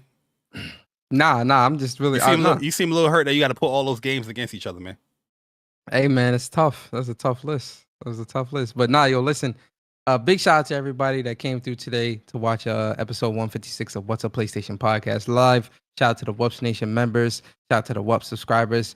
Shout out to the WUPS community. Shout out to everybody that's finding our channel for the first time. We hope you enjoyed your stay. And at the end of the show, we hope we earned your like and your subscribe. As for me, man, I am Gaming with Persona. You can subscribe to my YouTube channel, Gaming with Persona. I got more Final Fantasy boss fights coming through. So that's what's gonna be really being posted. You can also follow me on Twitter at Persona Speaks. Also, you can follow the official What's Up PlayStation Twitter at WUPS Podcast. And yeah, man, listen, I appreciate y'all so much rocking out with us on this Saturday afternoon. And we hope you guys enjoyed the show, man. I appreciate y'all. Y'all be safe. Absolutely, man. Absolutely. And yeah, that is pretty much the show. As for me, I am Jay Bari. You can follow me on Twitter, JBari_ on Twitter. Jay Bari on YouTube. Also, on my YouTube channel, a lot of content is coming. Final Fantasy 7 Rebirth content is coming. I know you guys are set with them boss fights and them Queen's Blood, but I do have some stuff I want to talk about as far as like, some to-dos or how-to stuff. Getting back into Relink, gonna have that video I did promise you guys with the Relink tier list. And especially now that there's an update out, definitely going to get reacclimated with that and see if my opinion changed with some of these characters or not. But I definitely want to keep on doing relink content because there's going to be more characters and more stuff coming. But yeah, it's going to be a lot of Final Fantasy VII Rebirth stuff. The J Bari show should return next week, next Wednesday. So we'll see what's to talk about with that. If there's not too many things, or if I'm just in that Final Fantasy mode, I'm going to let you know. But yeah, hopefully you guys did enjoy this episode of the What's Up PlayStation podcast, the episode after the Sean Layden interview. If you guys did enjoy the Sean Layden interview, let us know your thoughts in the comment section. We see a lot of comments in there. We do read them. We do respond to a majority of them, or most of them that we can. And any type of feedback is accepted here. Also, for all of the older content, for all the new people that's here, get familiar with the content. Our podcast or whatever that we do do have timestamps there, so you can skip to wherever you want to skip to. But it's cool just to see the journey of What's Up PlayStation podcast, from the start to now where we at here. But hopefully all the new people that are here, hopefully you enjoy your stay here at the channel. And yeah, share it out, hit the like button, and get familiar. For all the people that have been here, the veterans, the vets, the WUPS Nation, we appreciate your support once again. And thank you for supporting What's Up PlayStation. But that is pretty much it. That is episode 156 in the books. Persona, close us out. Send us home. Yes, sir. Yes, sir, man. Always remember, guys, What's Up PlayStation podcast is a podcast for the community, by the community. And we'll see you guys next time. Same time, same place, same crew, the WUPS crew. And we out, guys. Peace. This is Muscle.